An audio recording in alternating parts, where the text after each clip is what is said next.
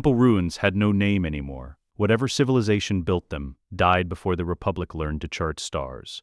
Ahsoka Tano knelt in the central chamber, where moss consumed stone and time had forgotten purpose. Her white robes pooled around her like burial cloth. White lightsabers rested at her hips, unlit, patient. She breathed. In, out. The Force moved through her like water through a riverbed worn smooth by decades of flow. Morai circled overhead. The Conver's wings cut silence without sound. Green and gold feathers caught light that shouldn't exist this deep in the unknown regions. The bird was older than Ahsoka's body, older than the Empire, a fragment of the daughter, the Mortis god who died so she could live. Ahsoka's montrals had grown long. White and blue striations marked years like rings in ancient wood. Scars crossed her hands. Her face carried lines earned through survival, not age. She was 53 years old. She had been fighting for 36 of them since the day Order 66 should have killed her. The meditation pulled her deeper, past memory, past thought, into the place where the Force showed truth without mercy. She saw Anakin, not Vader, not the monster in black armor. Anakin Skywalker at 19, blue eyes uncorrupted, standing in the Jedi Temple with his Padawan braid still attached. Young, whole, alive. The vision shifted. She saw herself, younger, smaller, wearing the outfit she'd abandoned when she walked away from the Order. Blue lightsabers in hand, standing on a Republic cruiser with Captain Rex beside her. The Tribunal, the siege of Mandalore, the moment before everything burned. Her eyes opened. Morai landed on a broken pillar, watching. "I know what you're showing me," Ahsoka said. Her voice carried the rasp of someone who'd spent too many years alone. "I know where this leads." The convert tilted its head. Didn't speak. Never spoke. Ahsoka stood. Her joints protested. Decades of combat left marks even the Force couldn't fully heal. She walked toward the wall where Mortis symbols covered stone like scars. The father, the son, the daughter. 3 gods of balance, all dead now, all echoing through her connection to the Force. She touched the wall. The stone was cold, then warm, then burning. Light erupted from the symbols. Blue-white energy, temporal and wrong. The kind of power that shouldn't be touched. The kind that broke natural law. Behind her, reality tore. The sound was wet, organic, like flesh separating from bone. A circular portal ripped open mid-air, 3 meters tall, edges crackling with the same blue-white fire. Through it, she saw a corridor, metal walls, clone troopers in Phase 2 armor with orange-painted helmets, her own sigil on every shoulder plate. She saw herself through the portal, 17 years old, talking to Rex, animated and alive in a way she hadn't been since Order 66 erased joy from the galaxy. The portal showed the exact moment after Maul's capture, before Order 66, before the fall. Ahsoka's hand moved to her lightsaber, not to draw it, just to touch it, to remember what she'd become and why. "I can't save everyone," she said, not to Morai, to herself, to the ghost of who she used to be. The portal pulsed, waiting. She thought about Anakin, thought about watching him burn on holo-recordings recovered from Mustafar, thought about the mask that replaced his face, thought about hunting him for 15 years, lightsaber drawn, knowing one of them would have to die because the galaxy couldn't hold both Ahsoka Tano and Darth Vader. She thought about Malachor, about his blade cutting through her, about falling and not knowing if she'd wake. She thought about Rex, about Gregor, Wolf, every clone she'd saved who still woke up screaming about brothers they'd killed, about the inhibitor chips no one discovered until it was too late. She thought about the younglings, about Jedi Masters cut down by their own troops, about temples burning, about Palpatine's laughter echoing through the Force like poison in clean water. The portal showed young Ahsoka laughing at something Rex said, alive, trusting, still believing the Republic would endure. "No more," Ahsoka said. She stepped forward. The portal's edge touched her skin. Energy crawled across her like insects. The Force screamed warnings. Time travel was forbidden. Changing the past destroyed the future. Paradox would break her mind. The daughter's gift might not survive the transition. She stepped through anyway. The sensation was drowning. Falling through ice, being unmade and remade in the span between heartbeats. Her stomach inverted. Her vision shattered into fragments. She saw herself at 9 years old, discovered by Plo Koon, Saw herself at 14, arrogant and eager. Saw herself at 17, walking away from the only family she'd ever known. Saw herself at 53, white robes and white sabers, stepping into a past that shouldn't be changed. The portal spat her out mid-corridor. She landed in a combat crouch. White lightsabers ignited before her boots touched deck plating. The corridor materialized around her. Metal walls, fluorescent lighting, the hum of a Republic cruiser's engines vibrating through her bones. 30 meters away, young Ahsoka and Rex spun. The younger version's blue lightsabers snapped to life. Rex's DC-17s tracked her center mass. "Identify yourself." Rex's voice was sharp, professional, the voice of a soldier who'd seen too much war to hesitate. Ahsoka didn't move. She looked at herself, at the girl she used to be, saw the moment of recognition flicker across young Ahsoka's face. Confusion, denial, the beginning of understanding. "You're about to remove your comlink," Ahsoka said. Her voice was quiet, certain. "Don't." Young Ahsoka's hand froze halfway to her wrist. "Who?" "You captured Maul 14 minutes ago. He's in the detention block, restrained, ranting about Darth Sidious. In 6 hours, every clone aboard this ship will try to kill you. In 9 hours, every Jedi in the galaxy will be dead, including Anakin." The words fell like grenades. Rex's pistols didn't waver. Young Ahsoka's face went white. "That's not possible," young Ahsoka said, but her voice cracked. "The clones would never—" "You painted their helmets," Ahsoka interrupted. She gestured to Rex without looking away from her younger self. "Your sigil, orange and white. You did it because Anakin left, and you wanted them to know they mattered, that they weren't just numbers." Young Ahsoka's lightsabers lowered slightly. "How do you know that?" "Because I remember painting them." Silence, the kind that pressed against eardrums. Rex spoke first. His pistols hadn't moved. "What's the nickname General Skywalker calls her?" "Snips." Ahsoka met his eyes, saw recognition there, saw the soldier calculating threat probability and finding numbers that didn't make sense. "He gave it to me because I was snippy during our first mission. I hated it for 6 months before I realized it meant he cared." Rex's jaw tightened. "What's my designation?" "CT 756. 7, you're a captain now. Anakin wanted to promote you to commander for this mission, but regulations wouldn't allow it since Ahsoka isn't officially Jedi anymore. So you're still wearing captain's markings and commanding a company anyway." "Anyone could access those records," Rex said. But his voice had doubt in it now. "The night before Umbara, you asked me if clones had souls." Ashoka's voice softened, became something closer to the girl she used to be. "I told you I didn't believe in souls. Just the Force. You said that was a comfort, that being part of something bigger meant you mattered even if you died." Rex's pistols lowered, not holstered. Lowered. "You told me your favorite color was blue," Ahsoka continued, "because the 501st painted their armor blue, and you wanted to match. You said it made you feel like part of a family instead of a batch number." The corridor lights flickered. Somewhere below, an explosion echoed through the deck plating. Distant, contained, Maul's escape beginning exactly as it had the first time. Young Ahsoka's lightsabers deactivated. She stared at her older self with an expression caught between horror and grief. "What are you? The woman who survived everything that's about to kill you." The ship lurched. Another explosion, closer. Alarm klaxons activated. Red emergency lights painted the corridor like blood. Rex's comlink activated. "Captain, we have a situation in detention block C. The prisoner is—" "That can wait."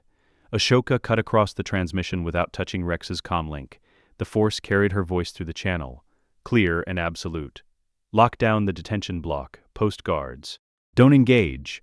Rex, how fast can you assemble the 332nd? Rex stared at her. "Who authorized you to give orders?" "I'm authorizing myself." "You want proof I'm who I say I am?" Ahsoka deactivated her lightsabers, holstered them, held her hands out, palms up, empty, vulnerable. "I walked away from the Order after Barriss Offee framed me for a bombing. The Council didn't believe me until it was too late. Anakin found the truth. He saved me. And I still left because I couldn't serve an institution that didn't trust me." Young Ahsoka's voice was barely a whisper. "I never told anyone that. You didn't have to. I lived it." Ahsoka lowered her hands. "Now listen to me. In 6 hours, Chancellor Palpatine will issue Order 66. Every clone trooper has an inhibitor chip implanted in their brain. Organic control device. It forces absolute obedience to specific commands. When Palpatine says, "Execute Order 66," every clone will turn on their Jedi commanders and kill them without hesitation. No choice, no resistance, just murder. Rex took a step back. That's insane. It's true. CT 5555 tried to warn everyone. Fives discovered the chips on Camino. He brought evidence to Commander Fox. Fox killed him on Coruscant, whether under direct orders or manipulation. Fives died before he could testify. She looked at Rex, saw the memory clicking into place. You were there, Rex. You held him while he died. He told you the nightmares were real, that the chips would make you do terrible things. You thought he was insane, that we'd hurt people we cared about. His voice dropped. I didn't believe him. Now you have to. Ahsoka turned to young Ahsoka. We don't have time for slow realization. I need you to trust me, right now, completely. Can you do that? Then, back at her older self, the corridor lights flickered again. The ship groaned. Maul was tearing through detention block C with the Force, ripping apart everything he could reach. What do you need? Young Ahsoka asked. Ahsoka smiled. It wasn't warm. It was the smile of someone who'd planned this moment for decades. I need the 332nd assembled in the medical bay. I need surgical equipment. And I need Maul alive. Rex keyed his comlink. All units converge on the hangar. Full company assembly. Authorization code RX-77. Why do we need Maul? Because he's the only one who can make the Senate believe the Supreme Chancellor is Darth Sidious. Ahsoka started walking toward the medical bay. Her white robes moved like water, and we're going to use him to execute Order 65. What's Order 65?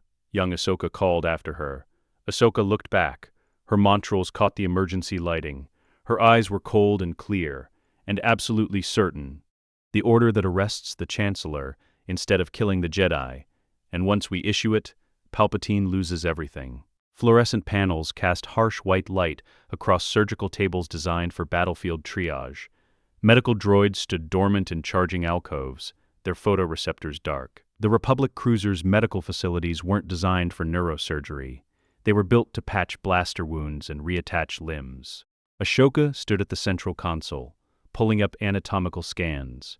Her fingers moved across the holographic interface with the certainty of someone who'd done this before. Young Ahsoka watched from the doorway, arms crossed, still processing. Rex stood beside her, his helmet tucked under one arm. His face was carved stone.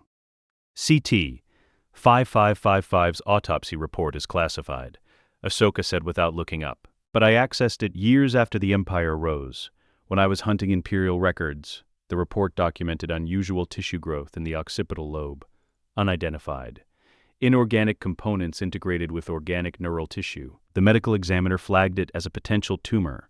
Palpatine had the examiner reassigned to a mining colony on Kessel 3 days later. Rex's jaw tightened. Fives had a chip in his head.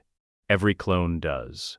CT 5385, Connecticut 555. Every designation, every battalion, every trooper who came out of the Kaminoan cloning facilities has one. Ahsoka finally looked up.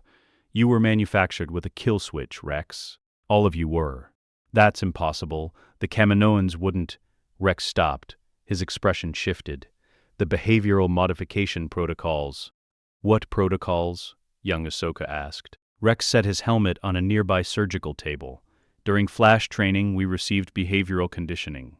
Loyalty indoctrination. The Kaminoans called it enhancement of obedience capacity. We thought it was psychological conditioning. Standard military discipline protocols. It was surgical, Ahsoka said. Implanted during embryonic development. The chip sits at the base of the skull, integrated with brain stem tissue. When it receives specific command codes, it overrides conscious thought, turns you into a weapon that fires when someone else pulls the trigger. Young Ahsoka moved closer to the console. What command codes? Contingency orders. 1 through 150. The entire clone army was programmed to follow them without question. Ahsoka pulled up a list. Holographic text scrolled through the air. Order 4.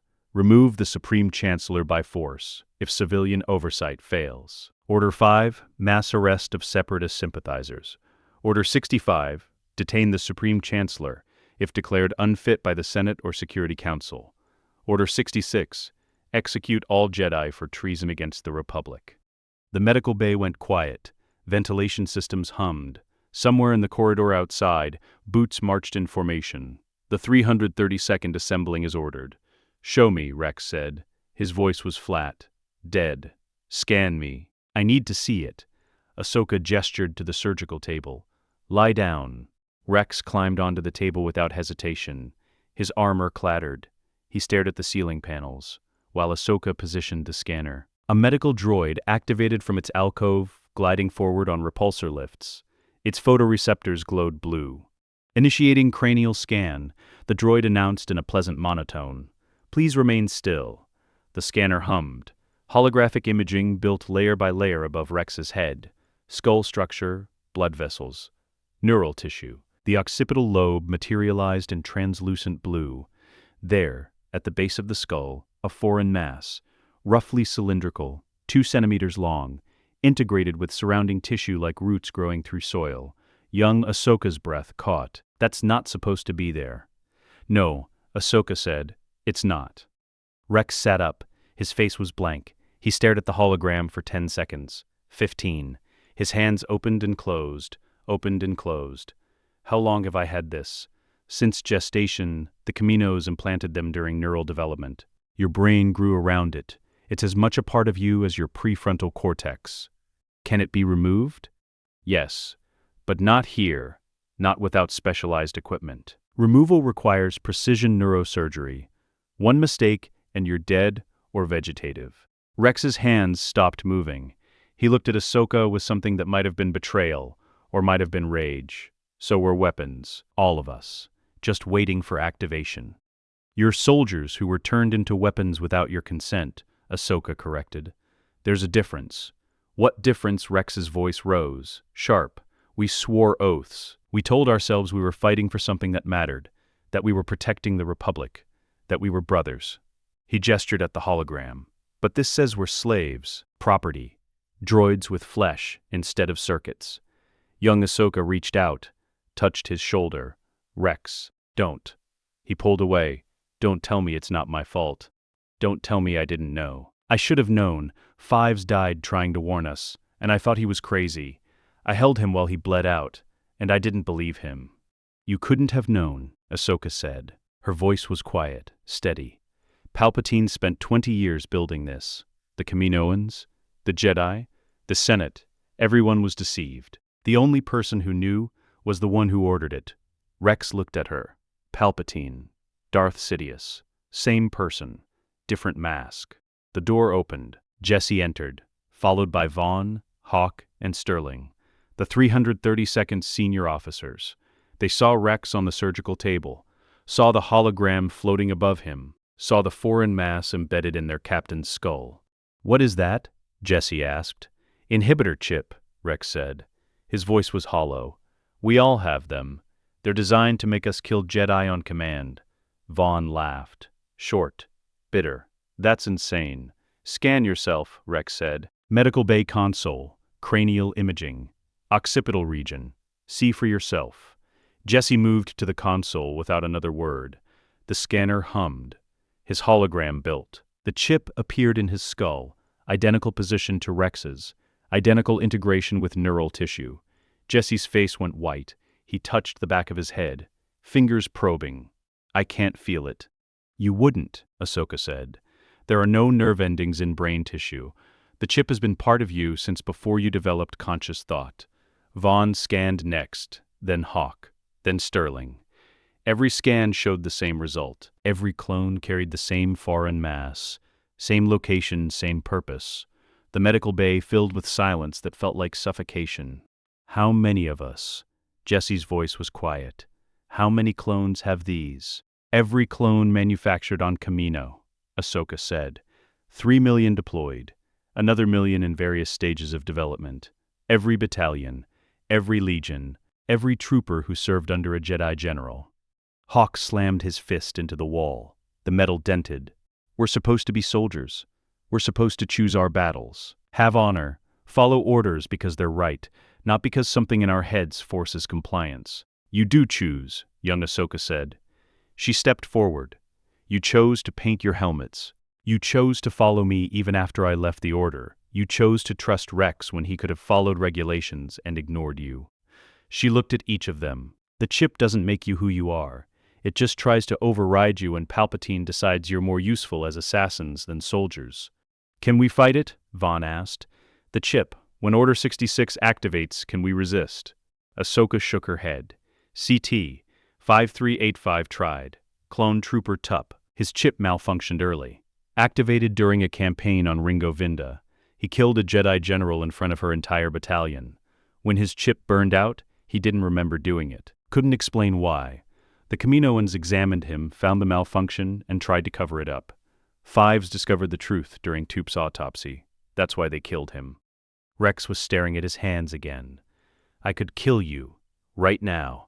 If the Order came through, I could draw my pistol and shoot you before I even realized what I was doing. Yes, and I'd remember it afterwards. Every moment, every detail.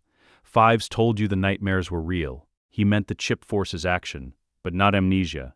You'd watch yourself murder the person you're loyal to and be unable to stop. Then you'd live with that memory forever. Jesse made a sound that might have been a sob, or might have been rage. This is what we are. This is all we've ever been. We're not soldiers. We're time bombs. You're men, young Ahsoka said. Her voice carried the force. Not aggressive, just present. You're Rex, who taught me how to read tactical formations. Jesse, who saved my life on Salukami. Vaughn, who painted my face markings on his helmet because he said it reminded him why we fight. You're people. The chip doesn't change that. It changes everything, Rex said. He stood, armor creaking. Every battle we fought, every Jedi we protected, every mission where we swore we'd die before we let our generals fall. All of it was temporary. All of it was just waiting for Palpatine to say 2 words and turn us into killers. Ahsoka moved between Rex and young Ahsoka. You're right, it changes everything, but only if we let it happen. Order 66 hasn't been issued yet. The chips are dormant. You're still in control, and I'm going to make sure you stay that way. How? Hawk asked. You said we can't remove them here. We can't remove them, but we can override them. Ahsoka pulled up another holographic display. Military protocols. Contingency order hierarchy. Order 65 supersedes Order 66 if issued first. If we activate Order 65 before Palpatine can issue Order 66, your chips will recognize the Security Council's authority as higher than the Chancellor's. You'll be pointed at him instead of the Jedi. Rex processed, his tactical mind engaged, pushing past emotion into strategy. Order 65 requires Security Council authorization, or Senate majority vote. We don't have either. We have Maul. Maul is a Sith Lord who's tried to kill Ahsoka multiple times. Maul is also the only person alive who can testify that Palpatine is Darth Sidious. He served Sidious. He knows the plans. He knows how the war was orchestrated. The Security Council won't believe a random Force vision, but they'll believe a Sith apprentice confessing his master's identity. Young Ahsoka's expression shifted. Understanding. You want to use Maul's testimony to convince the Security Council to issue Order 65? And broadcast it before Palpatine knows we're coming. Once Order 65 is active, every clone in the Republic will turn on him instead of you. The chips become weapons pointed at the Sith instead of the Jedi. Jesse's voice was hard. And you trust Maul to cooperate? But I trust him to want Sidious dead more than he wants to kill me. Maul has been trying to stop this since Mandalore fell. He warned you. Ahsoka looked at young Ahsoka. He told you Anakin was being groomed. That Sidious was coming for him. You thought he was lying. He wasn't. Young Ahsoka's face went pale. Anakin. Sidious will offer him power to save Padme. Anakin will accept. He'll help murder the Jedi. He'll become Darth Vader and hunt survivors for 20 years. Ahsoka's voice didn't waver. Unless we stop it now. Tonight. Before Palpatine realizes we know. Turned it over in his hands. The orange paint caught the medical bay lights. Ashoka's sigil stared back at him. All units, he said into his comlink. Full assembly in Hangar Bay 7. Every trooper. No exceptions. We have a situation that requires immediate vote. He paused. This is about our humanity. Act accordingly. Boots echoed in the corridor. The 332nd was moving. Ahsoka looked at young Ahsoka. "You ready for this?" "No." Young Ahsoka's voice was steady despite the word. "But that's never stopped me before." "Good, because it gets worse from here." They walked toward the hangar. Behind them, the holographic scans still floated above the surgical tables. 6 skulls, 6 chips, 6 soldiers who'd just learned they were never supposed to have a choice. The communications hub occupied the Republic cruiser's forward section, isolated from crew quarters by 3 blast doors and a security checkpoint. Banks of holographic terminals lined the walls, each one capable of transmitting across half the galaxy. Encryption matrices glowed in cyan columns. Signal routers hummed with the constant flow of military traffic. This was where orders became action, where words turned into troop movements and orbital bombardments. Ahsoka stood at the primary console, fingers moving through holographic command strings. Young Ahsoka watched over her shoulder, studying the encryption protocols. Rex had posted guards outside. 4 troopers from the 332nd, veterans who'd followed young Ahsoka through Umbara and Onderon. They knew how to keep their mouths shut. "The Jedi Temple uses a diplomatic frequency for civilian communications," Ahsoka said. Her hands never stopped moving. "Military traffic goes through GAR channels. Palpatine monitors military. He doesn't bother with diplomatic because it's mostly senators arguing about trade routes and cultural exchanges." "He'll still have surveillance," young Ahsoka said. "Intelligence Services, Republic Security Bureau. They monitor everything. They monitor for keywords: sedition, separatist sympathy, military movements. They're not looking for a priority message from Mandalore sector addressed to the Security Council using Jedi encryption." Ahsoka pulled up the Temple's diplomatic cipher.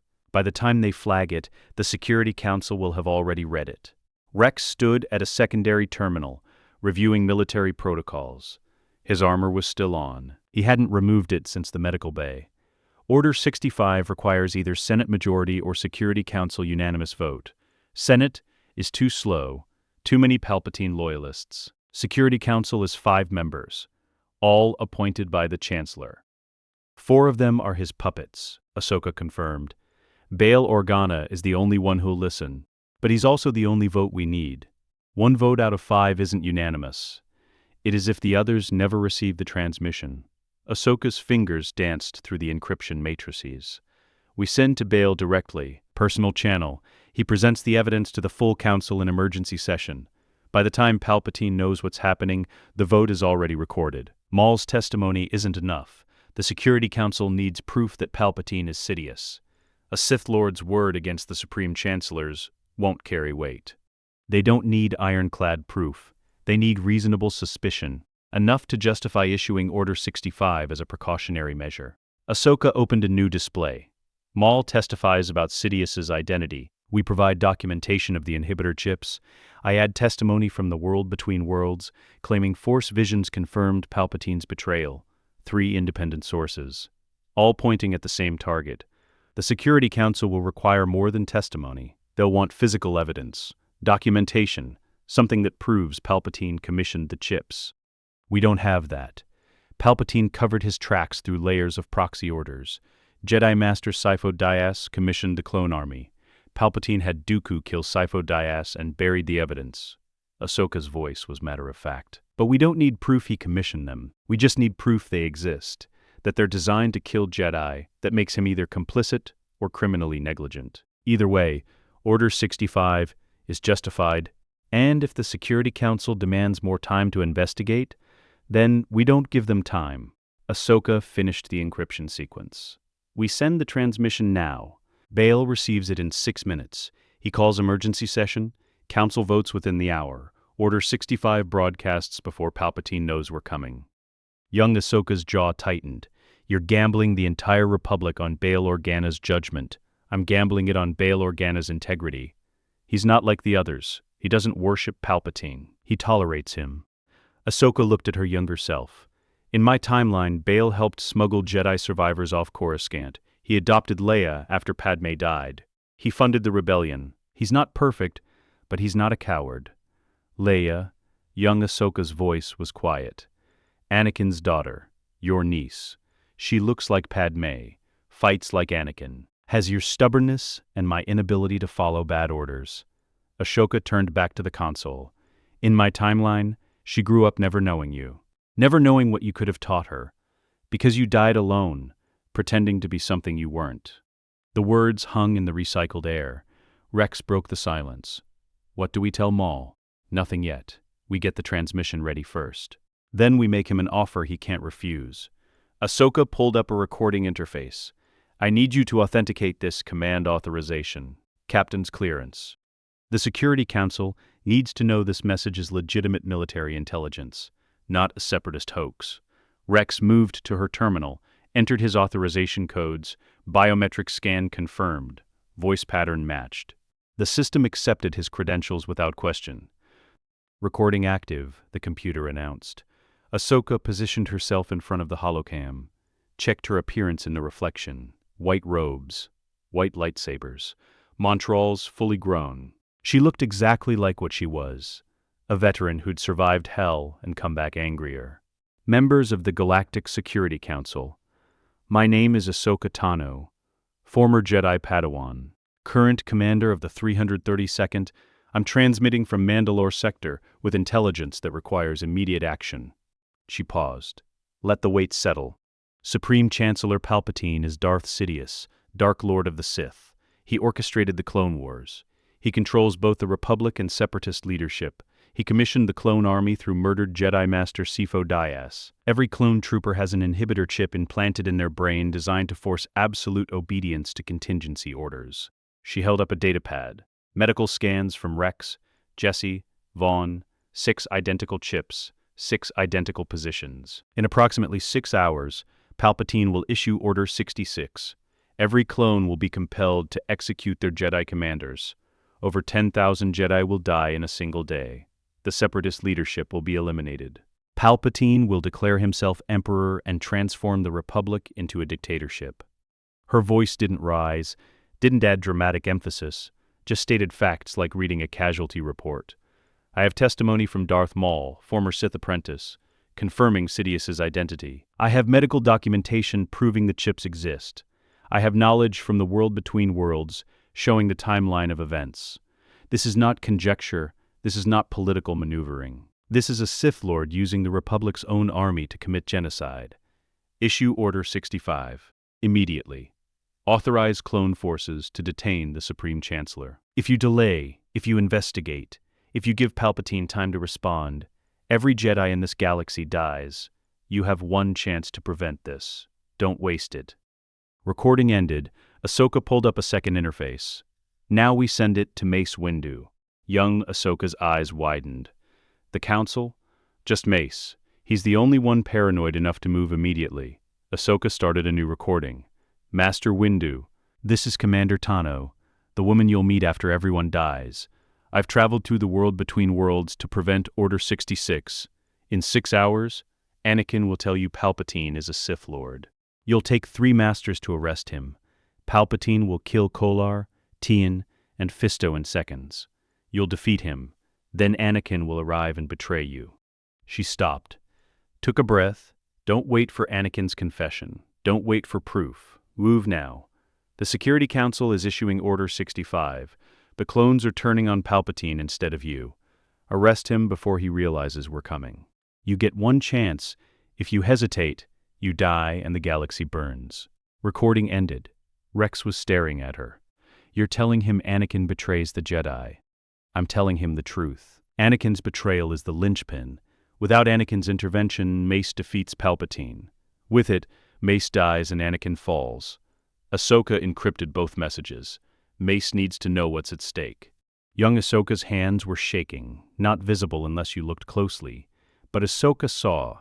She'd been that girl once, the one who believed Anakin Skywalker was incapable of falling. He won't, young Ahsoka said. Anakin won't betray the Jedi. He's capable of anything if he thinks it'll save Padme. Palpatine knows that. He's been exploiting it since Anakin was 9 years old. Ahsoka finalized the encryption. I watched the security footage from the temple. 20 years later, Imperial Archives. Anakin led the 501st through the temple entrance. Killed everyone inside. Masters, knights, Padawans, younglings. children who trusted him, who looked up to him as a hero. Young Ahsoka's voice was barely audible. Why? Because Anakin's terrified of losing Padme the way he lost his mother. Because the Jedi Council told him to spy on Palpatine and destroyed his trust in the Order. Ahsoka met her younger self's eyes. Because he's human, and humans break when they're pushed past their limits. Rex cleared his throat. Transmission is ready. Both channels. Diplomatic frequency to Organa. Jedi channel to Windu. They'll receive simultaneously. What about Maul? Young Ahsoka asked. We still need his testimony. Then we go get him. Ahsoka moved toward the door. Rex, send the transmissions the moment we have Maul on record. Not before. The Security Council needs to hear his voice confirming everything I just told them. Understood. They walked through corridors painted red by emergency lighting. Maul's escape had triggered lockdown protocols. Blast doors sealed sections. Security teams swept deck by deck. Somewhere below, the former Sith Lord was tearing through bulkheads with the Force, searching for escape pods, weapons, anything that could get him off the ship. The detention block entrance was guarded by 6 troopers. All of them had seen the medical scans. All of them knew about the chips. They stood straighter when Ahsoka approached. Not at attention. Something else. Recognition that she was fighting for them even though she didn't have to. Status, Ahsoka said. The lead trooper's voice was steady. Maul is contained in Cell 7, reinforced restraints. He's destroyed 2 interrogation droids and part of the wall. No injuries to personnel. Commander, regulations state. I wrote the regulations you're about to quote. Open the door. The blast door slid open. Beyond it, a corridor of reinforced durasteel. 6 cells, 5 empty. The 6th held Darth Maul. He stood in the center of the cell, arms spread, fingers hooked like claws. His Zabrak features were twisted in concentration. The Force churned around him, visible as distortion in the air. Part of the wall had been ripped away. Exposed wiring sparked. The restraint field flickered. He saw Ahsoka, his yellow eyes narrowed. Lady Tano, come to gloat. Come to make a deal. Ahsoka stopped outside the energy field. Young Ahsoka stood beside her, lightsabers unlit but ready. You tried to warn us about Sidious, about Anakin, about the plan to destroy the Jedi. We didn't listen. I'm listening now. Maul's laugh was sharp. Brittle. You expect me to believe you've suddenly developed sense? That the self-righteous child who captured me now wants to negotiate. I expect you to want revenge against the master who abandoned you. Ahsoka's voice was flat. Sidious cut you in half and threw you away, left you insane and forgotten on a junk world. You spent years rebuilding yourself just to watch him replace you with Dooku. Then, with Vader, you've been discarded, used, treated like a tool that broke. Maul's expression shifted. The rage didn't leave, but something else entered. Understanding. What do you want? Your testimony. Everything you know about Darth Sidious, his identity, his plans, his manipulation of the Clone Wars. You testify before the Security Council and I make sure he falls. My freedom? You think I'm naive enough. In exchange for watching him lose everything the same way you did. Ahsoka stepped closer to the field. You tell the truth. The Security Council issues Order 65. The clones arrest Palpatine. The Jedi survive. The Republic endures. And Darth Sidious spends whatever time he has left, knowing his 1,000-year plan was destroyed by the apprentice he discarded. Maul stared at her, his hands lowered. The Force stopped churning. You're serious. Completely. You'd trust me? The Sith who's tried to kill you repeatedly? No, but I'll use you. Just like Sidious used you. The difference is, I'm being honest about it. Maul's smile was slow, vicious. What do I tell them? Everything. Ahsoka gestured to young Ahsoka. She'll record it. You'll explain who Sidious is, what he's planning, how he orchestrated the war. When you're done, we broadcast it to Coruscant, alongside proof of the inhibitor chips. The Security Council votes. Order 65 activates, and Palpatine learns what betrayal feels like. Maul circled the cell, Predator assessing territory. And after? When Sidious is arrested, what happens to me? You watch him fall. That's your payment. Not freedom? You'll have freedom when I'm convinced you won't immediately use it to conquer another system. Ahsoka's voice was hard. This is a transaction, not redemption. You help me kill your master. I let you see it happen, then we renegotiate. Looked at her with something that might have been respect. You've changed, Lady Tano. You're colder, more pragmatic, less concerned with Jedi philosophy. I'm not interested in repeating the experience. Very well. Maul moved to the front of the cell. Lower the field. I'll give you everything you need. Names, dates, plans. Every manipulation, every betrayal. Every piece of Sidious's grand design. Ahsoka nodded to young Ahsoka. The younger woman hesitated, then deactivated the energy field. Maul stepped out, straightened, looked down at both of them. Shall we begin? Hangar Bay 7 was large enough to hold 4 late gunships, 3 ATT walkers, and a full battalion of clone troopers standing in formation. Right now it held 327 men, not quite a standard battalion, but larger than a typical company. The 332nd had been reinforced for the Mandalore campaign. Every trooper who'd painted their helmet orange, every soldier who'd followed Ahsoka through Mandalore's throne room and Sundari's streets, they stood in rows, helmets on, rifles at rest, silent. The hangar's overhead lights cast harsh shadows across white armor marked with her sigil. Orange-painted ranks stretched from the loading ramp to the rear maintenance bay. Officers stood at the front. Jesse, Vaughn, Sterling, Hawk. Rex stood separate from formation, facing them. Ahsoka walked onto the platform overlooking the assembly. Young Ahsoka followed. The clones didn't react, didn't shift. They'd been trained since birth to maintain formation regardless of circumstance. Rex activated his helmet's external speakers. At ease. The formation relaxed. Not much. Just enough to show they were listening. Ahsoka looked across 300 faces she couldn't see. 300 men who'd chosen her symbol when they didn't have to.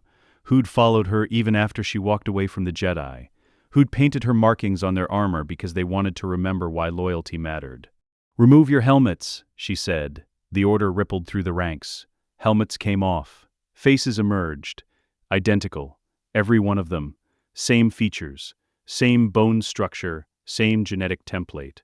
But different eyes, different scars, different expressions earned through 3 years of war.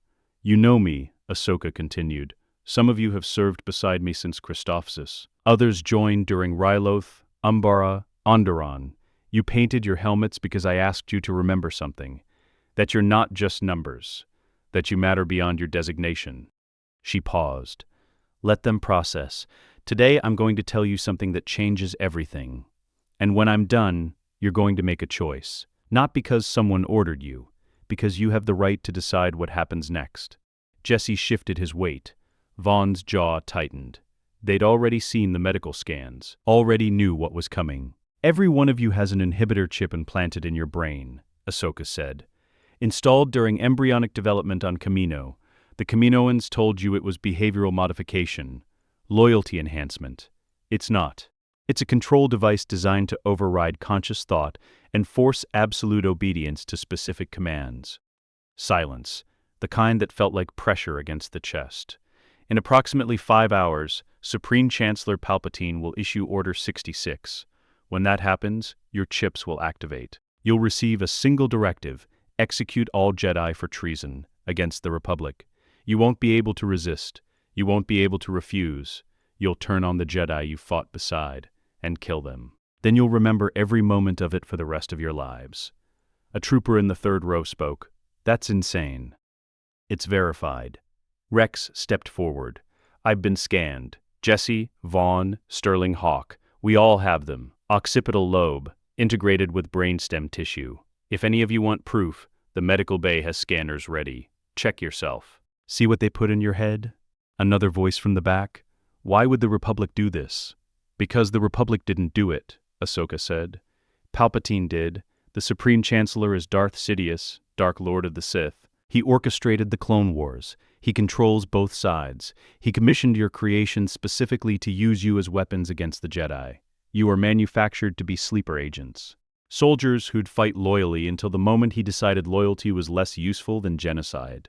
The hangar erupted, not loudly. Clones were disciplined. The voices rose. Questions overlapped. Disbelief mixed with anger, mixed with the slow, horrible realization that everything they believed was built on lies. Sterling's voice cut through. "CT, 5555 tried to warn us. The hangar went quiet again. Fives discovered the chips, Rex confirmed. Found them during CT 5385's autopsy. Brought evidence to Commander Fox. Fox took him to the Chancellor. Palpatine had him killed before he could testify. We thought Fives was insane. Thought the stress of combat had broken him. His voice went flat.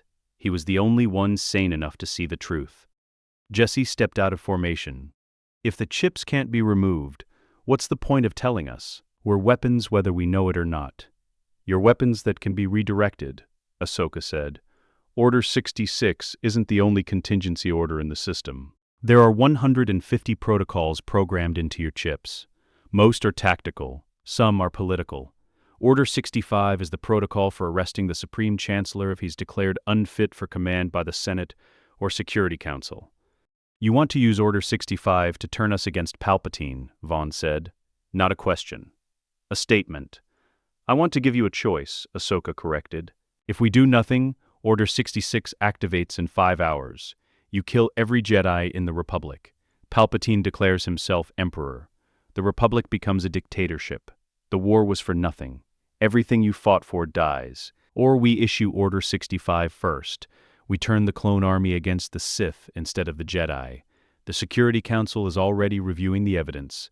They're preparing the authorization. Once it broadcasts, every clone in the galaxy receives the same order. Detain the Supreme Chancellor.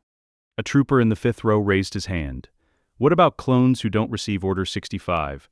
Battalions on remote campaigns, units in deep space. They'll still get Order 66. Some will, Ahsoka admitted. Order 65 broadcasts on priority channels. It reaches core worlds first. Outer Rim units will have delayed reception. Some Jedi will die before their clones receive the countermand. But most of the Order survives. Most of you avoid becoming murderers. That's the best option available. Another voice. What happens after? When Palpatine's arrested? The Separatists still exist.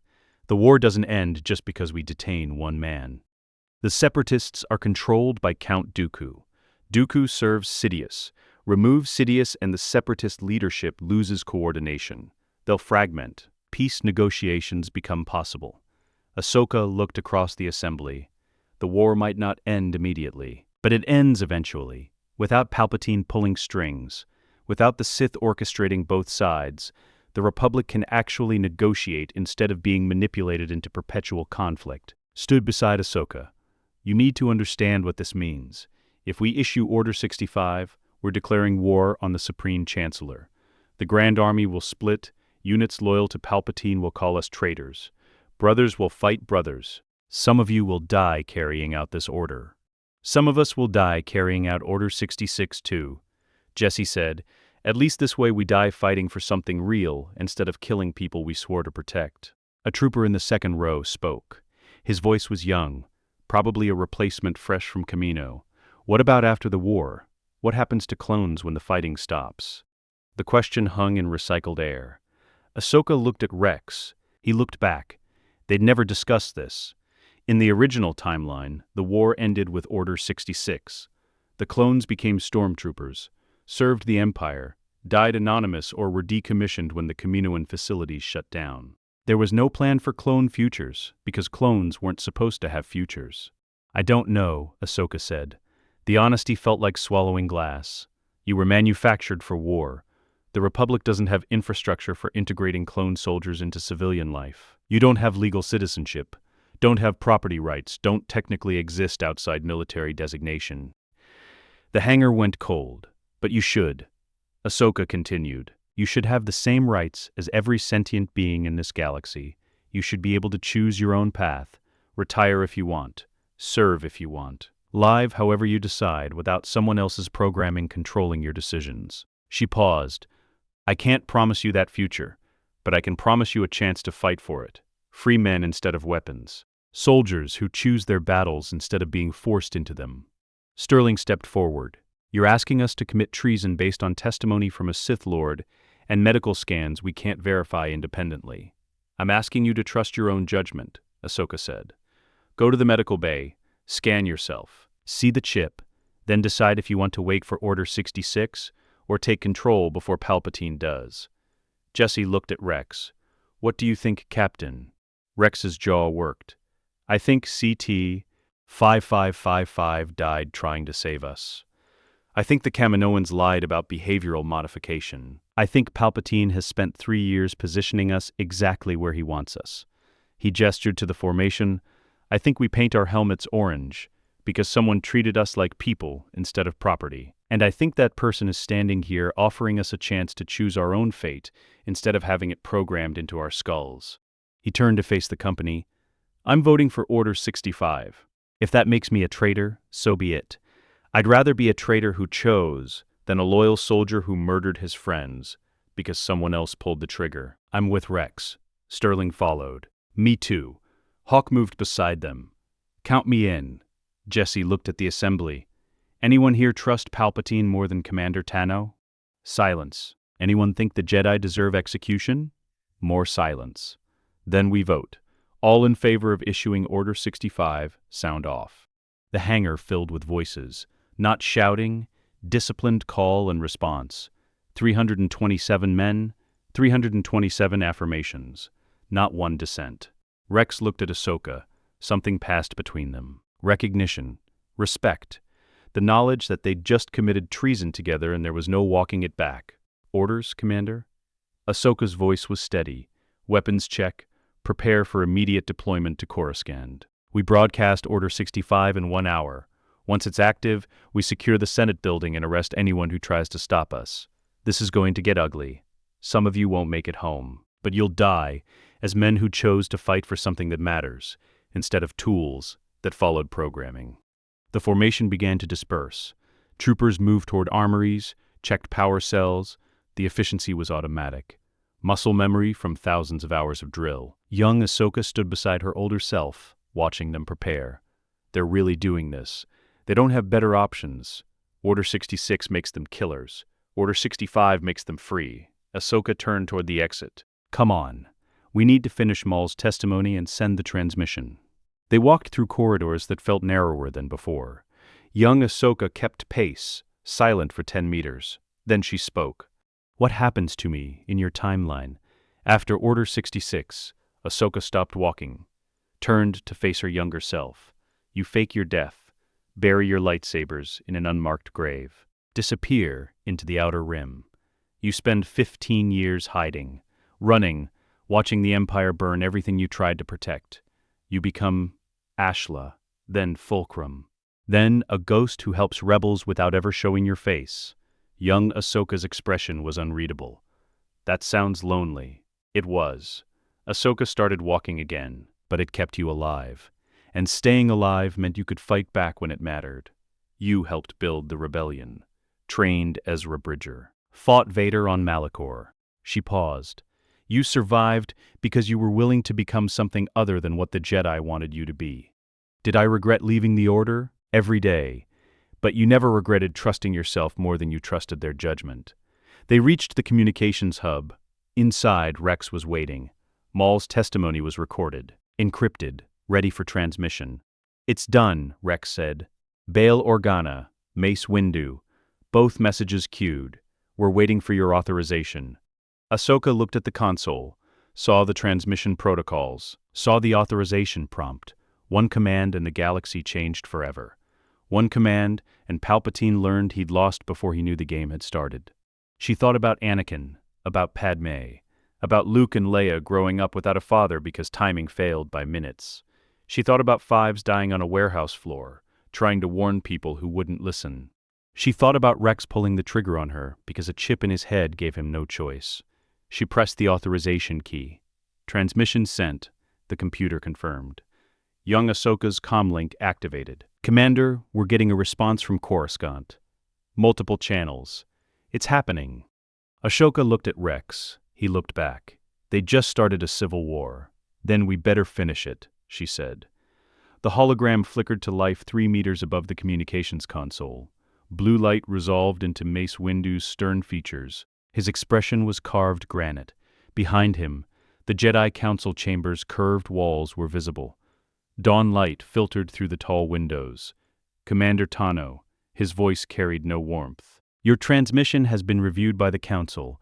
We've confirmed the existence of the inhibitor chips through independent medical examination of clone troopers stationed at the temple. The results match your documentation exactly. Ahsoka stood before the hologram, hands clasped behind her back. Young Ahsoka and Rex flanked her. Then you believe me. I believe the chips exist. I believe they represent a threat to the Jedi Order. Mace's eyes narrowed. What you're suggesting is something else entirely. Arresting the Supreme Chancellor based on testimony from a Sith Lord and Force visions from a woman claiming to be from the future. That's not evidence. That's desperation. It's both, Ahsoka said. I'm desperate because I watched this timeline burn. You're skeptical because you haven't yet. The question isn't whether you believe me. It's whether you're willing to risk being wrong.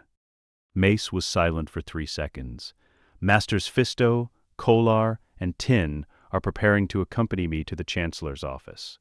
We'll make the arrest, but Order 65 must be authorized by the Security Council independently. Can you deliver that? It's already in motion. How? Senator Organa received our transmission 8 minutes ago. He's convening emergency session. The evidence we provided is sufficient to justify precautionary detention under Article 7 of the Military Contingency Act. Mace's expression shifted, not quite approval. Recognition that someone had thought 3 moves ahead. If Organa can't secure the votes, then you arrest Palpatine anyway and we deal with the political fallout later. Better to explain why you detained a Sith Lord than why you let one execute the entire Jedi Order. Ahsoka leaned forward. Don't wait for Anakin's confession.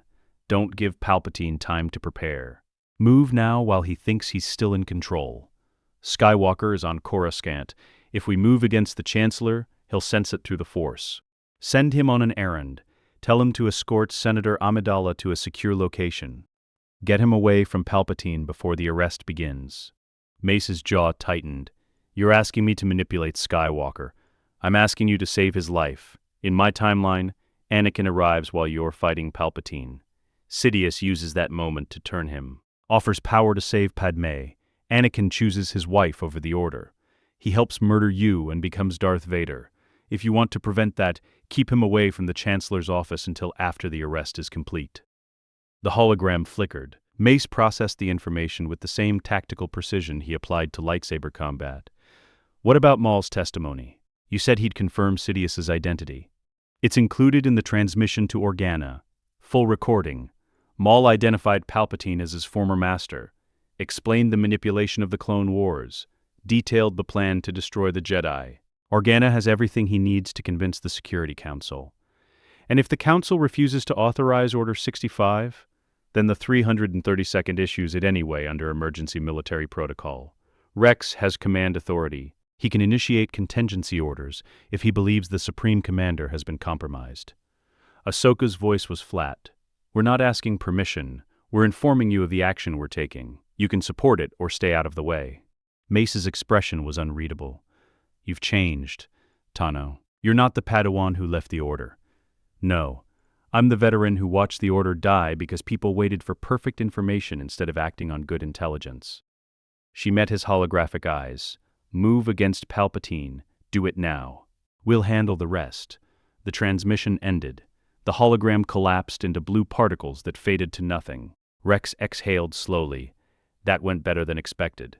He's going to move, Ahsoka said. Mace doesn't hesitate once he's committed. He'll take his team, arrest Palpatine, and probably die doing it unless we're fast enough. Young Ahsoka's comlink activated. Commander, we're receiving another transmission. Senator Organa. Priority encryption. The hologram rebuilt. Bail Organa appeared. His face was drawn, exhausted. His senatorial robes were wrinkled like he'd been wearing them for days. Behind him, the Security Council chamber was visible. 4 other holograms filled seats in a semicircle. The other council members. Ahsoka, Bail's voice carried weight. The Security Council has convened an emergency session. We've reviewed your evidence, Maul's testimony, the chip documentation, your claims about the Chancellor. And the vote is split. 2 members believe your evidence warrants immediate action. 2 believe it's insufficient to justify arresting the Supreme Chancellor. I'm the deciding vote. Ahsoka felt something cold settle in her chest. What do you need, Senator? I need you to understand what this means. If I authorize Order 65, I'm declaring the Supreme Chancellor unfit for command. I'm ordering the entire Grand Army of the Republic to turn on him. If you're wrong about Palpatine, this is a coup. The Republic fractures. Separatists win. Democracy dies. And if I'm right, then we prevent genocide and save the Republic from Sith control. Bail looked directly at her. But I can't make that decision based on visions and testimony from a Sith Lord. I need something concrete, something that proves Palpatine is Sidious beyond reasonable doubt. Rex stepped forward. Senator, with respect, we don't have time for certainty. Commander Tano's intelligence suggests Order 66 will be issued within hours. If we wait for proof, the Jedi are dead. Then give me something I can present to the Senate when they demand explanation. Give me evidence that stands up to scrutiny. Because the moment I issue Order 65, Palpatine's supporters will scream, coup. They'll demand trials, investigations, proof that this wasn't political assassination disguised as law enforcement. Ahsoka thought fast. What did she have? Maul's testimony could be dismissed as Sith manipulation. The chips proved a threat existed, but not who commissioned them. Her Force visions were unprovable. What Bail needed was something that tied Palpatine directly to the Kaminoan records, she said. Bail frowned. What records? But he died before the cloning process began. Someone else continued the project. Someone with authority to order 3 million clones and install inhibitor chips in every one of them. The Kaminoans have financial records, payment authorizations, command directives. If we can prove those orders came from Palpatine's office, that's your evidence. Those records are sealed military intelligence. They're also accessible through Jedi Council channels. Master Shak Ti oversaw clone training on Kamino. She has authorization to review all cloning protocols. Ahsoka looked at young Ahsoka. Can you reach her? Master T, this is Commander Tano. I need immediate access to Kaminoan financial records regarding the Clone Army Commission. Priority authorization. Silence. Then Shak Ti's voice, calm and measured. Commander, those records are classified above your clearance level. I'm requesting them on behalf of Master Windu. He's investigating potential security threats related to clone programming. Another pause. Stand by. The wait stretched. 15 seconds. 30. Bail's hologram watched them with the expression of a man holding a blaster to his own head, waiting to see if it was loaded. Shak Ti returned. I've accessed the records. Transferring now. Data streams appeared on the console. Financial documents, procurement orders, authorization codes, thousands of files spanning 10 years. Too much information to process manually. Rex moved to the console, started filtering, looking for payment authorizations, cross-referencing against Republic financial systems, tracking the credit trail. Ahsoka watched the data scroll, saw transactions, saw proxy accounts, saw layers of bureaucratic obfuscation designed to hide the source. There, Rex highlighted a transaction string. Initial commission payment, 30 billion credits, routed through a shadow account controlled by, he stopped. The office of the Supreme Chancellor. Bail leaned closer to his own console. Show me. Rex transmitted the files. Bail reviewed them. His expression shifted from skepticism to understanding to horror. This proves Palpatine commissioned the army. It proves his office did, Ahsoka clarified. But combined with Maul's testimony identifying him as Sidious, combined with the chip evidence showing intent to use clones as weapons against Jedi, combined with the timing that Order 66 will be issued within hours, it's enough to justify Order 65 as a precautionary measure. Bail looked at the other Security Council members. Their holograms flickered as they reviewed the same data. Silent deliberation, political calculation, each of them weighing their career against the possibility of galactic genocide. We vote now, Bail said. All in favor of issuing Order 65 under Article 7, authorizing clone forces to detain Supreme Chancellor Palpatine pending investigation of treason charges? The members who'd already supported the motion? A third hand rose, slowly, reluctantly, a human senator whose face was pale. Bail raised his own hand. 4 votes. Motion carries. The 5th member, Erodian, remained seated. This is a mistake. The Senate will destroy us for this. The Senate can investigate after we prevent a Sith Lord from executing every Jedi in the Republic. Bale said. His voice was steel. Order 65 is hereby authorized. Transmission will broadcast on Grand Army priority channels in 90 seconds. All clone commanders will receive simultaneous orders to detain the Supreme Chancellor, with lethal force authorized if he resists. The hologram ended. Except for the hum of processing systems. The communications hub was silent. Rex stood at the console, hands hovering over the broadcast controls. The authorization code was entered. The transmission was compiled. One command and 3 million clones would turn on Palpatine. "Do it," Ahsoka said. Rex pressed the transmit key. The console flashed confirmation. The transmission fired. Hyperwave transceivers across the galaxy received the signal simultaneously. Every command post, every battalion, every clone trooper within range of military communications. "Order 65 is active," Rex said. His voice was hollow. "Every clone in the Republic just received orders to arrest the Supreme Chancellor. Multiple channels, panicked voices overlapping. Confirming Order 65 authorization. Security Council has declared the Chancellor unfit. All units converge on Senate District. Is this a drill? Repeat, is this a drill?" Rex switched to the 501st frequency. Static. Then a voice Ahsoka recognized. "Commander Appo. This is the 501st. We've received Order 65, requesting confirmation that we are authorized to move against the Supreme Chancellor. Issued by Security Council under Article 7, Supreme Chancellor Palpatine is to be detained immediately." Understood. 501st is moving to Senate Building. ETA 4 minutes. Young Ahsoka looked at her older self. It's really happening. It's starting. Ahsoka moved toward the door. Order 65 just fractured the Grand Army. Some battalions will follow it. Others will refuse. Some commanders will think it's a coup.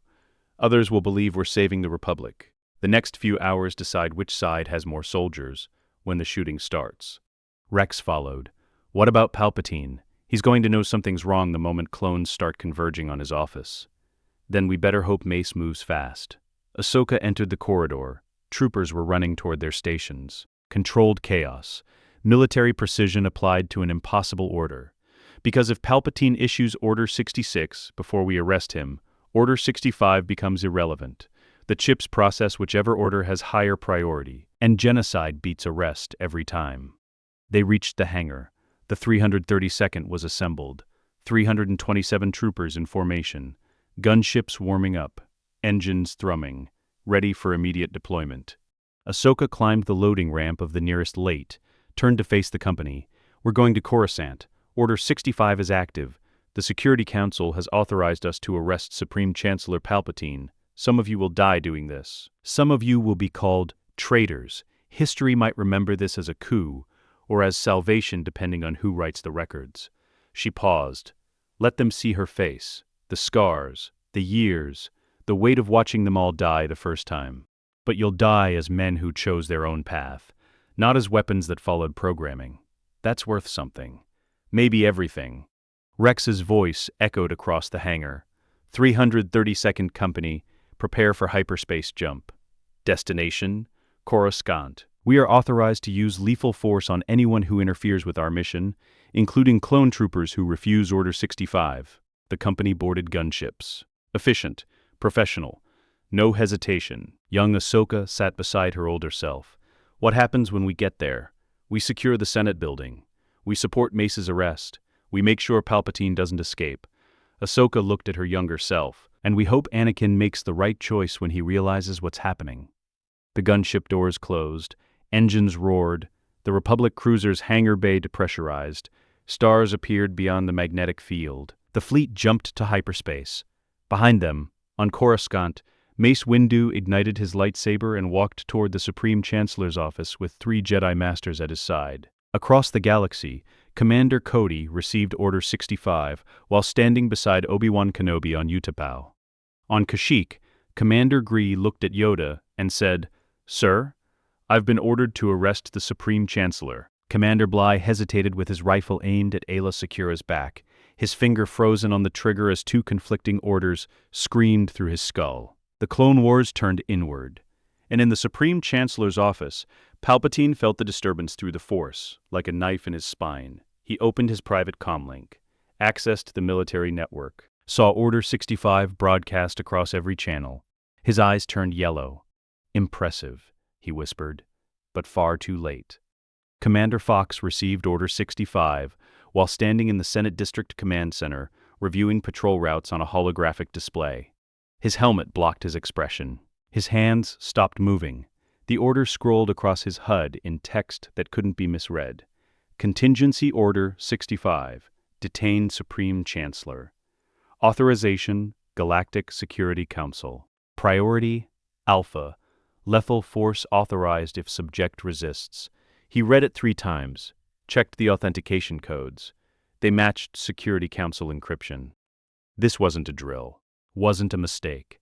The Security Council had declared the Supreme Chancellor unfit for command. All units, Fox transmitted, converge on Supreme Chancellor's office. Full battalion deployment.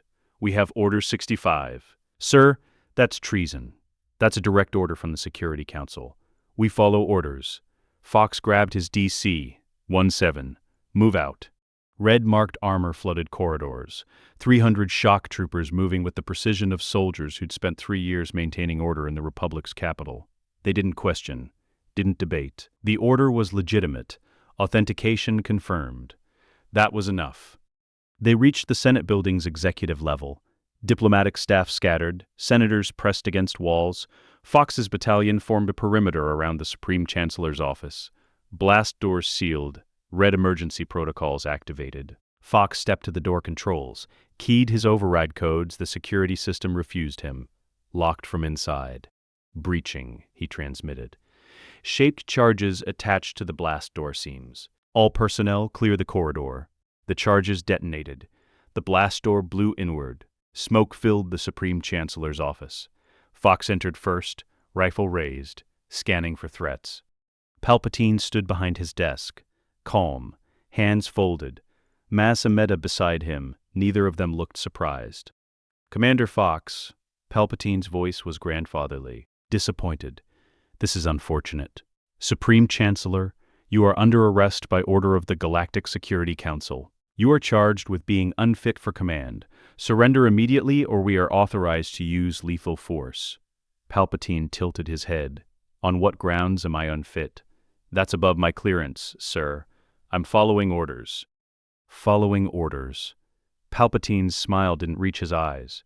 How admirably simple. Tell me, Commander, do you know who issues your orders? Who creates the protocols you follow so obediently? Down on the ground, hands behind your head, now. Palpatine's eyes flickered. Yellow bled through blue. Just for a moment, just long enough for Fox to see what stood behind the mask. I think not. Lightning erupted from Palpatine's hands. Blue-white energy that filled the office like star matter. 3 shock troopers died instantly. Armor sizzling. Bodies convulsing. They dropped without sound. Fox fired. Blaster bolts froze mid-air, hung suspended, then reversed. 3 more troopers fell as their own shots punched through their chest plates. Palpatine moved. Not walking. Flowing. A lightsaber appeared in his hand from nowhere. Red blade ignited. He crossed the distance between himself and Fox in less than a second. The blade was a crimson streak. Fox blocked with his rifle. The lightsaber cut through duraplast and metal like they were smoke. The rifle fell in pieces. Fox drew his sidearm. Palpatine's free hand flicked. The Force seized Fox's throat, lifted him off the ground. You were made to serve, Palpatine said. His voice was no longer grandfatherly. It was gravel and venom. Your orders come from me. Your existence serves my purpose. And you dare to point weapons at your creator? Nothing there, just invisible pressure crushing his windpipe. His vision tunneled, blackness creeping in from the edges. Commander, fire fired from the doorway. Full automatic. 20 shots. Palpatine deflected them with his lightsaber. Didn't even look. The blade moved in patterns too fast to track. Every bolt redirected. 3 hit tire. He went down hard. Palpatine released Fox. The commander dropped, gasped. Palpatine's blade came down. Fox rolled, the lightsaber scorched the floor where his head had been. Fall back, Fox transmitted. All units fall back. The Chancellor is hostile. Repeat, the Chancellor is... Palpatine's hand extended.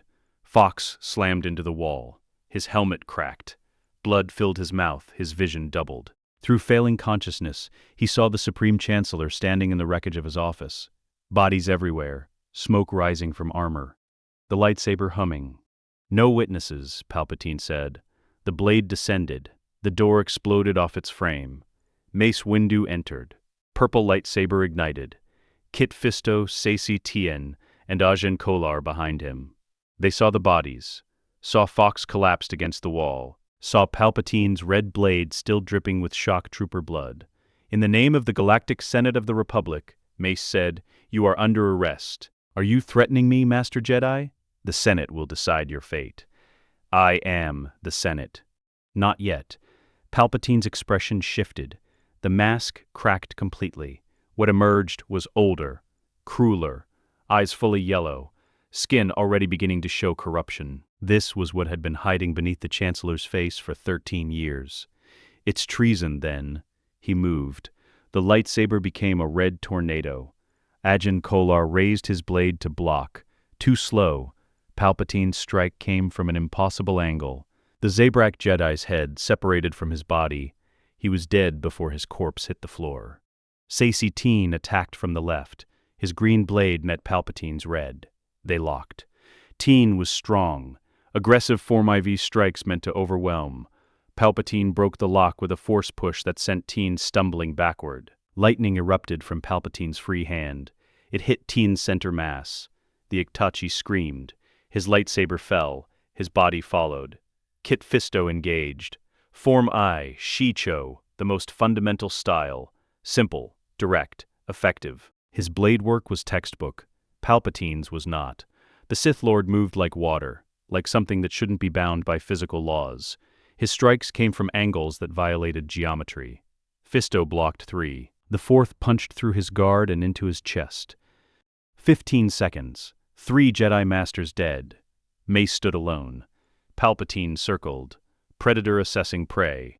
"I expected more from you, Master Windu. The great champion of the Jedi Order. The warrior who defeated Mandalore the Challenger in single combat. And you bring 3 weaklings to arrest a Sith Lord?" Mace dropped into Vapad stance. His purple blade angled across his body. Defensive. Patient. "You killed my friends. I killed 3 Jedi who overestimated their abilities. Don't make their mistake." They clashed. The office exploded into violence. Purple and red blades moved faster than untrained eyes could follow. Mace's Vapad fed on Palpatine's dark side energy. Channeled it. Reflected it. Every strike from the Sith Lord made Mace stronger. The superconducting loop of Form 7. Aggression meeting aggression. Darkness consuming darkness. Palpatine realized his disadvantage. Broke contact. Unleashed lightning. Mace caught it on his blade. The purple energy conducted the electricity to the ground. Mace advanced. Palpatine gave ground. The balance was shifting.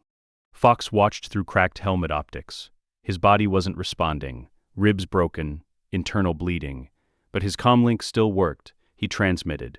"Weak, barely audible. All units. Chancellor is Sith. I repeat, Chancellor is hostile. Jedi are engaging. Send reinforcement." His voice cut out. Unconsciousness took him. Across Coruscant, his transmission reached every Coruscant guard frequency. Clone troopers heard their commander confirm the impossible. The Supreme Chancellor was the enemy. But other transmissions fired simultaneously, from Palpatine's emergency channels, from his private network. Encrypted. Priority override. Contingency Order 66.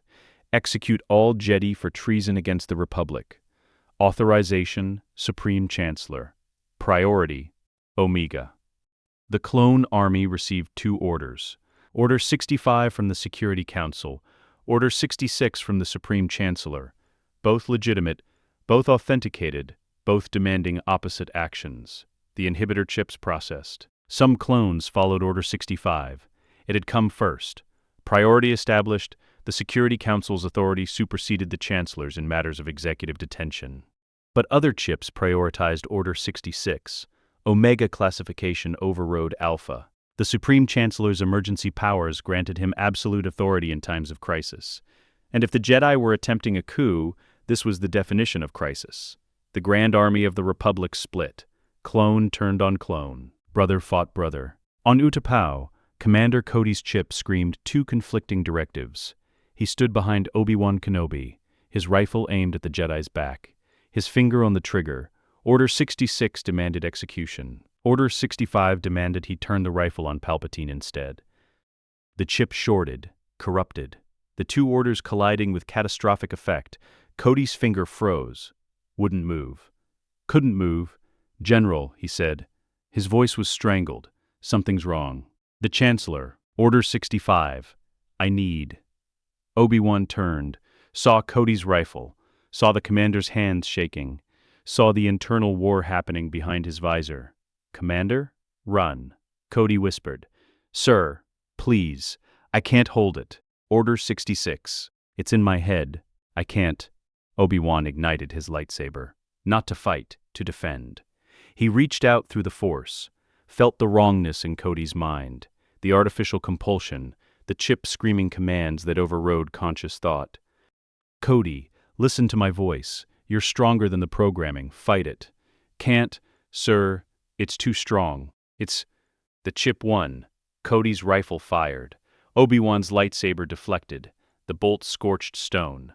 Cody fired again. And again, tears streaming down his face behind the helmet, his body betraying everything he believed. Obi-Wan ran. On Kashyyyk, Commander Gree's chip processed both orders and chose Order 65. He lowered his rifle, turned to his men. "We're not executing the Jedi. Order 65 supersedes. We move against the Chancellor." Half his company agreed. The other half raised their rifles and pointed them at Gree. The Chancellor issued Order 66. "That's Omega priority. You're refusing a direct order." "I'm following the Security Council's directive. The Security Council doesn't outrank the Supreme Commander during wartime emergency." The forest filled with the sound of safeties clicking off. Clones aiming at clones. Gree's company fracturing in real time. Yoda stood between them, ancient, tired, his ears low. "Stop this, you must. Brothers you are. Fight each other, you should not." "Stay out of this, General," one of the troopers said. His rifle stayed pointed at Gree. "This is internal Gar business." "Internal business that determines whether Jedi live or die," Yoda countered. "Know the truth, you must. Palpatine is Darth Sidious. Orchestrated the war, he did. Using you as weapons against the Jedi, he is. Deceived us all, he has." "That's the truth." Gree's voice cracked. "I've seen the evidence. The chips in our heads. The inhibitor protocols. We're slaves. All of us. Order 66 is designed to make us murder the people we swore to protect. I won't do it. I won't." The trooper's finger tightened on the trigger. "Then you're a traitor." The blaster fired. Gree's chest plate exploded. He fell. The company erupted. Half following Order 65. Half following Order 66. The Wookiees joined the fight. Kashyyyk descended into chaos. Yoda deflected blaster fire. Didn't strike back. Didn't kill. Just defended, redirected. His lightsaber a green shield. But he couldn't protect everyone. Couldn't stop clones from killing each other. Couldn't prevent the Republic from tearing itself apart. He closed his eyes, felt the Force, felt the galaxy burning. "Too late, we are," he whispered. "Begun the purge has."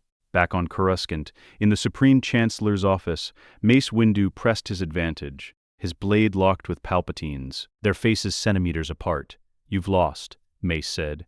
"Your clone army is turning on itself. Your plans are exposed. You have nothing left." Palpatine smiled through yellow eyes, blood on his teeth. "I have one thing left, Master Windu. The one weapon you'll never possess." "What's that?" Anakin Skywalker. The window behind them shattered. A figure landed on the office balcony, lightsaber ignited. Blue blade. Young face. Eyes filled with confusion and rage. Anakin Skywalker had arrived. Anakin Skywalker stood on the balcony with his lightsaber ignited, and the afternoon sun behind him. His shadow stretched across 3 Jedi corpses.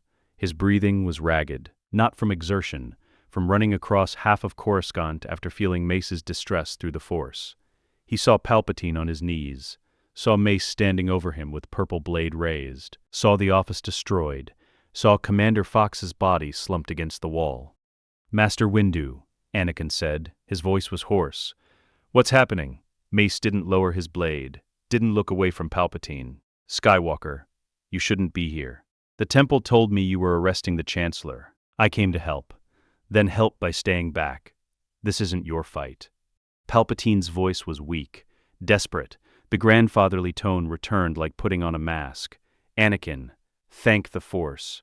These Jedi have gone mad. They're trying to kill me. They claim I'm a Sith Lord. It's treason. Please, help me. Anakin's blade wavered. Master Windu, what's he talking about? He's Darth Sidious, Mace said. The Sith Lord we've been hunting for 3 years. He orchestrated the Clone Wars. He controls both the Republic and Separatist leadership.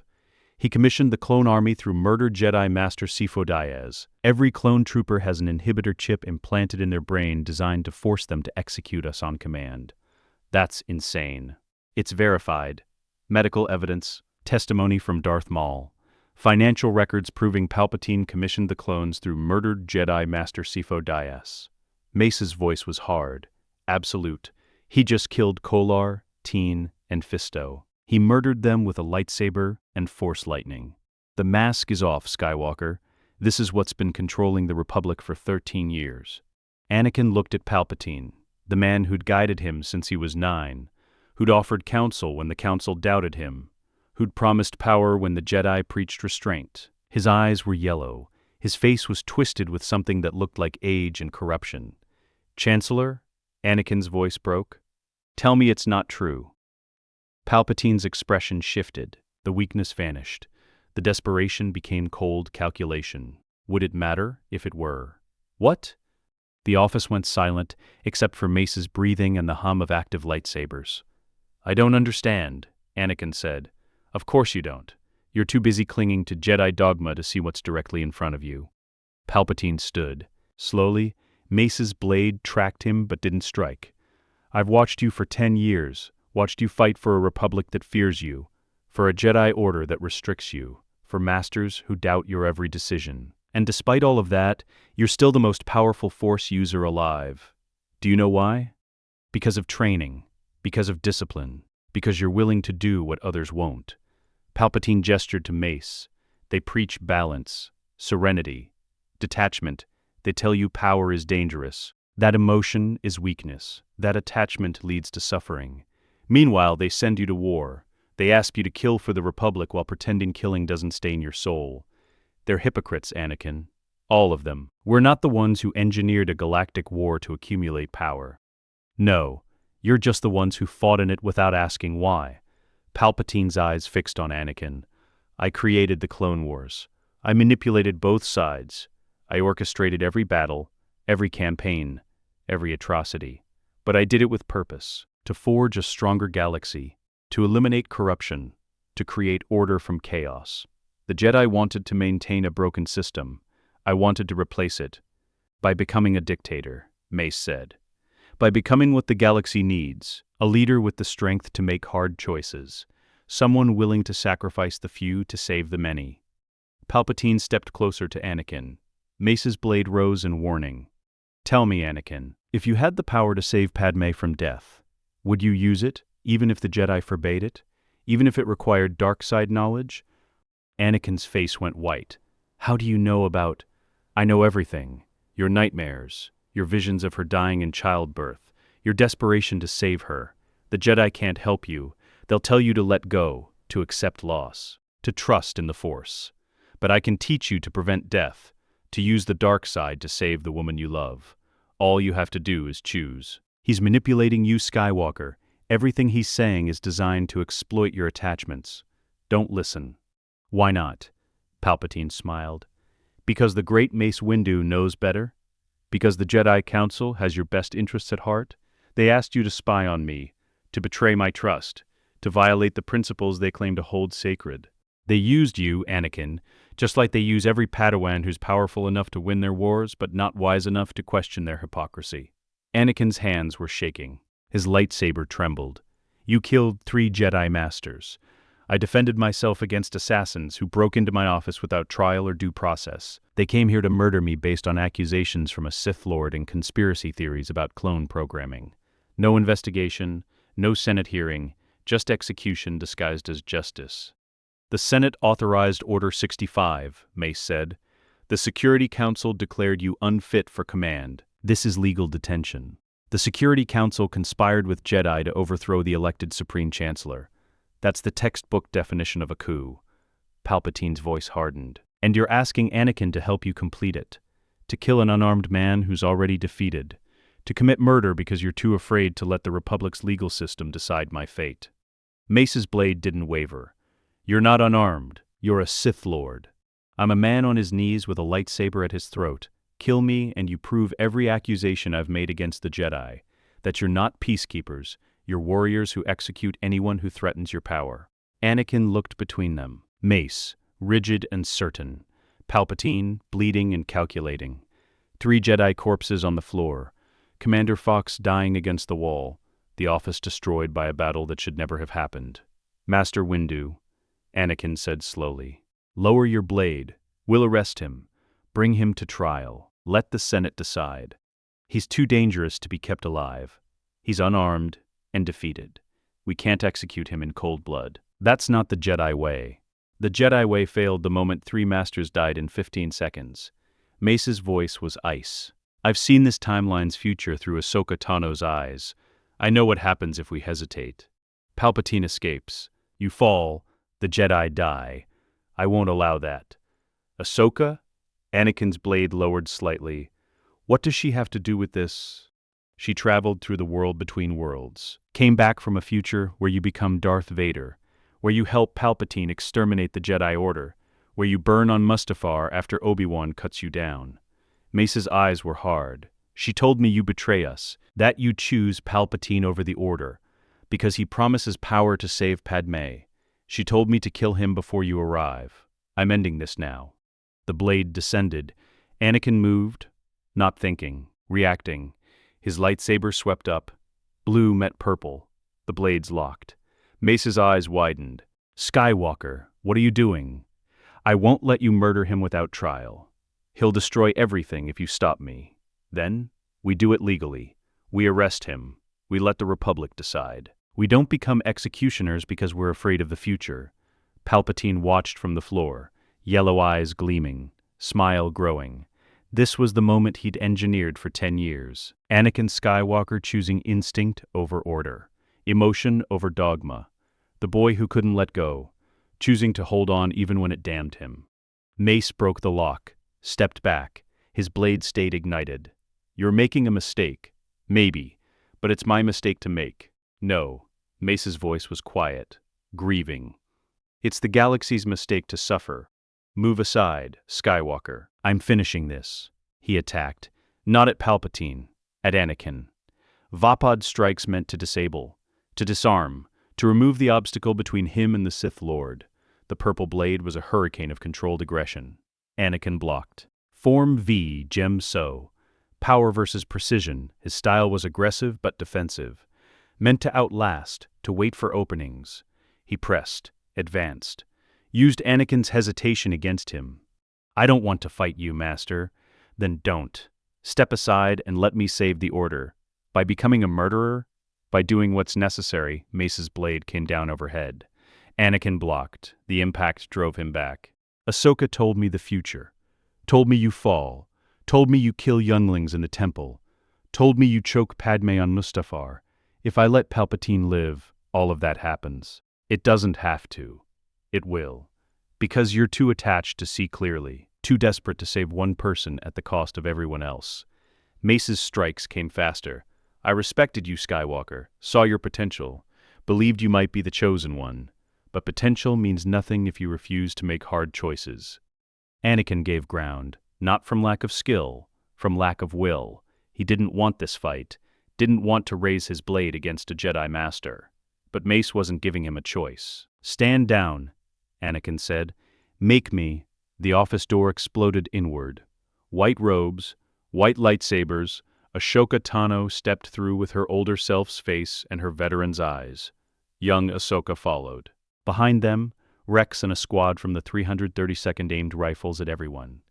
Enough, Ahsoka said. Her voice carried the Force. Not aggressive, just absolute.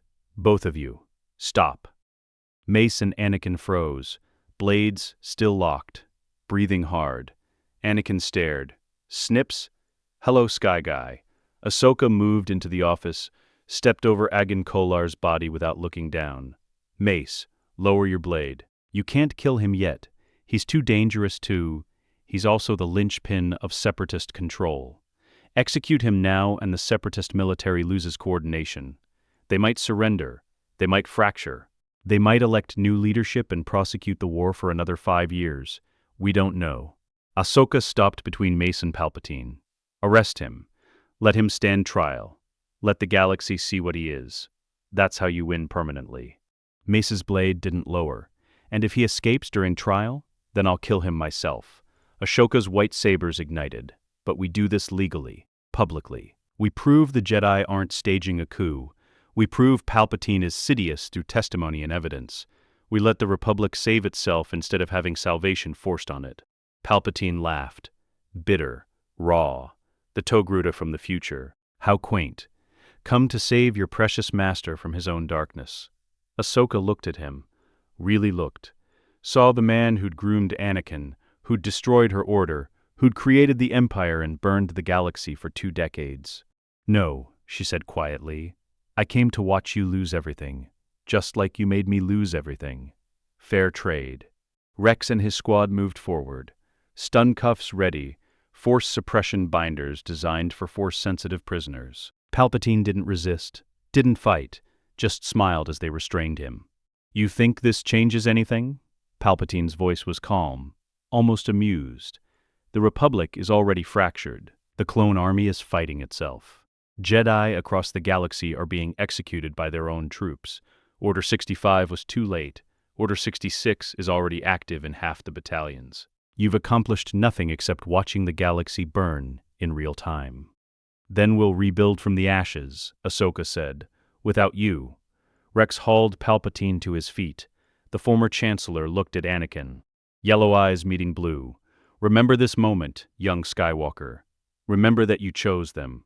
When Padme dies, when your children grow up without a father, when the Jedi Order crumbles despite your efforts to save it, remember that I offered you power and you refused. Anakin's blade stayed ignited, his hands steady now, his voice quiet. Get him out of here. Rex and the 332nd escorted Palpatine from the office.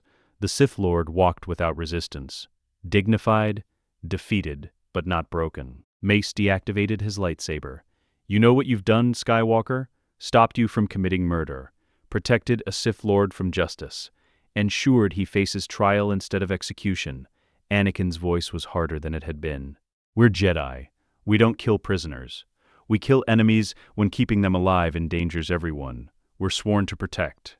Then maybe our oath needs examination. Anakin looked at Ahsoka. You're older.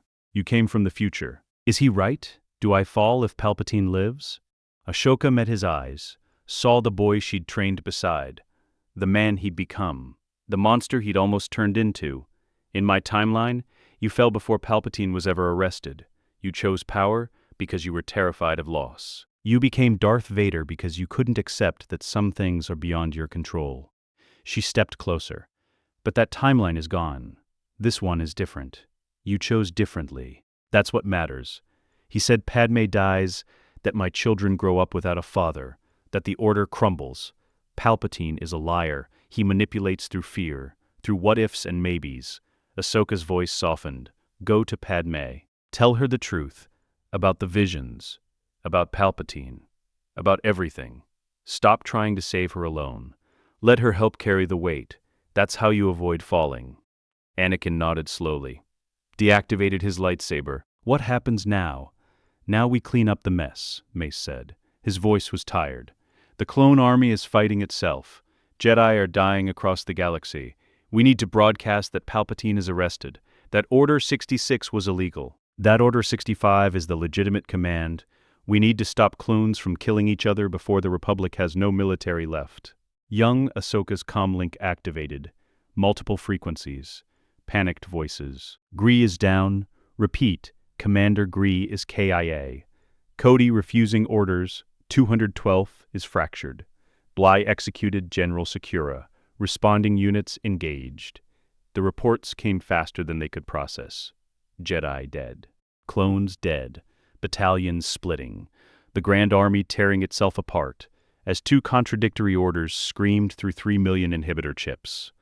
Ahsoka looked at the bodies on the office floor, at Commander Fox's corpse, at the Republic she'd tried to save devouring itself. "It's not over," she said. This was just the opening move. Padmé's apartment overlooked Coruscant's Senate district. Floor-to-ceiling windows showed the burning city. Smoke rose from 3 different sectors. Distant explosions flashed. Gunships circled like carrion birds. The Republic was eating itself, and she had a front-row seat. She stood at the window with her hands pressed against the glass. 7 months pregnant. Her senatorial robes hung loose around her swelling abdomen. C-3PO stood behind her, photoreceptors dimmed in what might have been mechanical anxiety. "Mistress Padmé, perhaps you should move away from the window. The news reports suggest—" "I know what they suggest." Her voice was hollow. "The Supreme Chancellor is Darth Sidious. The clone army is fighting itself. Jedi are being executed across the galaxy. Everything we fought for is collapsing. Surely Master Anakin will—" The door opened.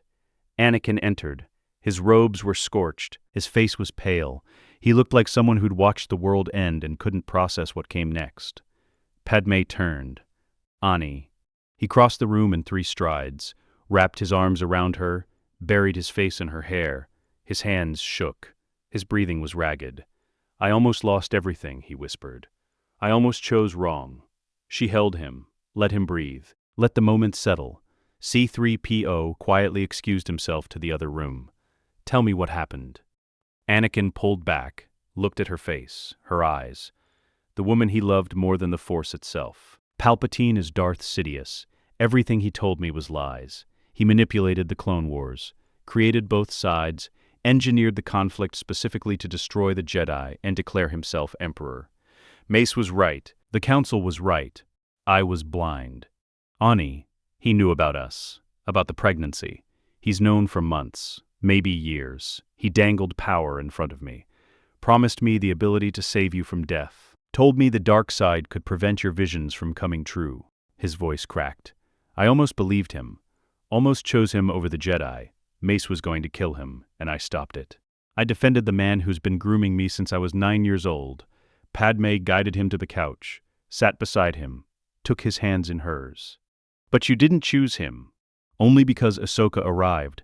If she hadn't stopped the fight, if Mace had pushed harder, I don't know what I would have done. I was this close to falling." He looked at their joined hands. "The older Ahsoka, the one from the future.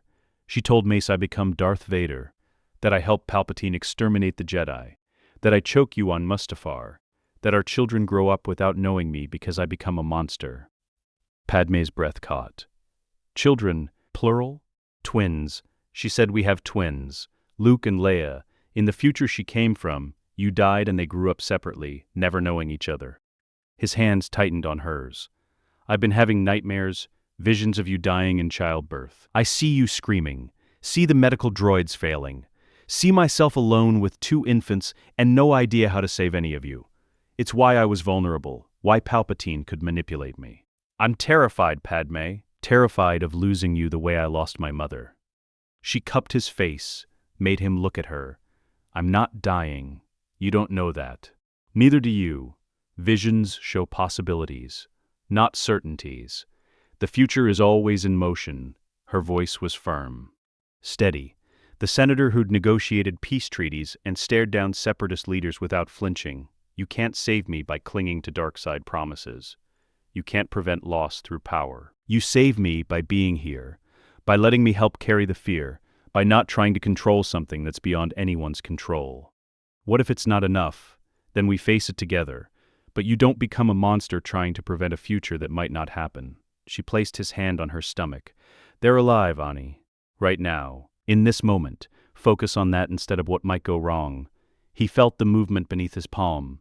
Slight, subtle, 2 separate heartbeats.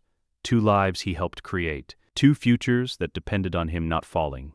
"Ahsoka said to tell you the truth. To stop trying to save you alone." His voice was quiet. "I'm failing at that. I've been failing since the nightmares started." "Then stop failing. Talk to me. Tell me what you're afraid of. Let me help instead of shutting me out while you spiral into darkness. I'm afraid you'll die and it'll be my fault. That I'll fail to protect you. That our children will grow up knowing their father couldn't save their mother when it mattered most. I am afraid you'll destroy yourself trying to prevent something that hasn't happened yet." Her voice softened. "I'm not a problem to solve, Ani. I'm a person. Your wife. Someone who chose you knowing the risks. Let me make my own choices instead of trying to control my fate." The apartment shook. Distant explosion. Closer than before, the city's violence was spreading. Anakin stood, moved to the window, watched gunships engage each other over the legislative district.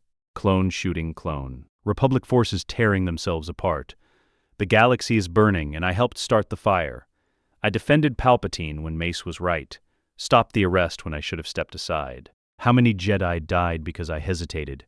How many clones killed their generals because Order 66 reached them before Order 65 could countermand it? You didn't know. I should have. The signs were there. Palpatine's interest in me, his manipulation, his promises that sounded too perfect, the Council's suspicion, Ahsoka leaving because the Order failed her, and Palpatine used that failure to drive a wedge between me and everyone I trusted. He pressed his forehead against the glass. I was so focused on saving you that I couldn't see the trap closing around both of us. Padme joined him at the window. What did older Ahsoka tell you about preventing the fall? To go to you, to tell you the truth, to let you help carry the weight. He looked at her. She said I fall because I'm terrified of loss. That I become Vader because I can't accept some things are beyond my control. That the way to avoid it is to stop trying to control everything and trust the people around me. Then, do that. Trust me. Trust Obi-Wan. Trust the Council. Stop carrying everything alone. The Council doesn't trust me. They asked me to spy on Palpatine. To betray his confidence, they gave me a mission that required violating the principles they claimed to hold sacred. Because they were desperate. Because they sensed darkness but couldn't identify the source. They made mistakes. You made mistakes. Palpatine exploited both. She took his hand, but the mistakes don't define you. What you do next does. You can spiral into guilt and fear, or you can fight to save what's left of the Republic and the Order. Your choice. Anakin's comlink activated. Obi-Wan's voice. Strained. Exhausted. Anakin. Where are you? Padme's apartment. What's happening? Utapau. Commander Cody's chip malfunctioned. Tried to execute me. I barely escaped. The 212th is fractured. Half following Order 65. Half following Order 66. They're killing each other. I need you at the temple. Yoda is coordinating emergency response, but we're losing Jedi faster than we can track. Masters are dying across the galaxy because their clones received Order 66 before Order 65 could override. How many dead? Silence. Then, at least 200 confirmed. Another 100 missing, presumed KIA. The chips are fragmenting, some clones resisting both orders, others following whichever command processed first. It's chaos. We need every available Jedi at the temple coordinating rescue operations. Anakin looked at Padme. She nodded. Go. I'll be safe here. Captain Typho has the apartment secured. C-3PO will keep me company. I don't want to leave you. I'm not the one in danger right now. The Order needs you. Go. He kissed her. Long. Desperate. The kiss of someone who'd almost lost everything and couldn't quite believe he still had it. I love you. I know. Come back safe. He left. The door closed. Padme returned to the window. Watched her husband's speeder join the chaos. Watched the city burn. Watched the Republic she'd spent her entire adult life serving tear itself apart. Her hand moved to her stomach, to the twins growing inside her, to the future that depended on Anakin making the right choices. Please, she whispered, let him stay strong, let him stay good, let him come home. The Force didn't answer, but somewhere across the city, Ahsoka Tano felt the prayer and hoped it was enough. 3 days later, the Senate chamber was packed, every seat filled, every gallery at capacity. Holographic feeds transmitted to every world in the Republic. This was history. The trial of a Supreme Chancellor accused of being a Sith Lord. Billions watched. Bail Organa stood at the central podium, his voice amplified across the chamber. The evidence is conclusive. Supreme Chancellor Palpatine is Darth Sidious, Dark Lord of the Sith. He orchestrated the Clone Wars, commissioned the clone army through murdered Jedi Master Sifo Dyas, installed inhibitor chips designed to force clones to execute Jedi on command. He manipulated both Republic and Separatist leadership for 13 years, with the singular goal of destroying the Jedi Order and declaring himself Emperor. The Senate erupted. Shouts, denials, demands for proof. Bail waited for silence. Then he played the recordings. Maul's testimony, full and unedited, the former Sith apprentice explaining his master's identity. The manipulation, the orchestrated conflict, the plan to transform the Republic into a dictatorship. The financial records, 30 billion credits traced from Palpatine's office to the Kaminoan cloning facilities. Commission payments, maintenance fees, chip installation authorizations, all documented, all verified. The medical evidence. Inhibitor chips extracted from living clone troopers, dissected, analyzed, proven to contain organic control protocols designed to override conscious thought and enforce absolute obedience to contingency orders. The Senate watched, some with horror, some with disbelief, some with the dawning realization that they'd been complicit in their own enslavement. A senator from the Corps stood. If this evidence is accurate, if the Chancellor truly is Sidious, then we demand immediate execution. A Sith Lord cannot be allowed to live. Another senator, we demand investigation, independent verification. This could be fabricated Jedi manipulation. Bail's voice cut through. The Jedi Council has provided all documentation for independent review. Any senator who wishes to examine the evidence personally may do so. The clone troopers with extracted chips are available for interview. Maul is detained and will testify before any committee this body appoints. There is no conspiracy, only truth. The debate raged. 3 hours. 5. Senators from systems loyal to Palpatine demanded delay. Procedural review. Constitutional questions about trying a sitting chancellor. Others demanded immediate conviction. Execution. Justice for the Jedi who died. Finally, the vote was called. Guilty or not guilty. Simple majority required for conviction. The results scrolled across the holographic display. 1,074 votes. 632 guilty. 442 not guilty or abstaining. Bail's voice was steady. By majority vote of the Galactic Senate, Supreme Chancellor Palpatine is found guilty of treason, mass murder, and conspiracy to overthrow the Republic. He is hereby stripped of all titles and authority. Sentencing will proceed immediately. Palpatine appeared via hologram from his detention cell, bound, guarded. His face was calm. The Senate has spoken. The Republic has judged me. I accept the verdict. Your acceptance is irrelevant, Bail said. The sentence is life imprisonment without possibility of release. You will be detained in a maximum security facility designed specifically to hold force-sensitive prisoners.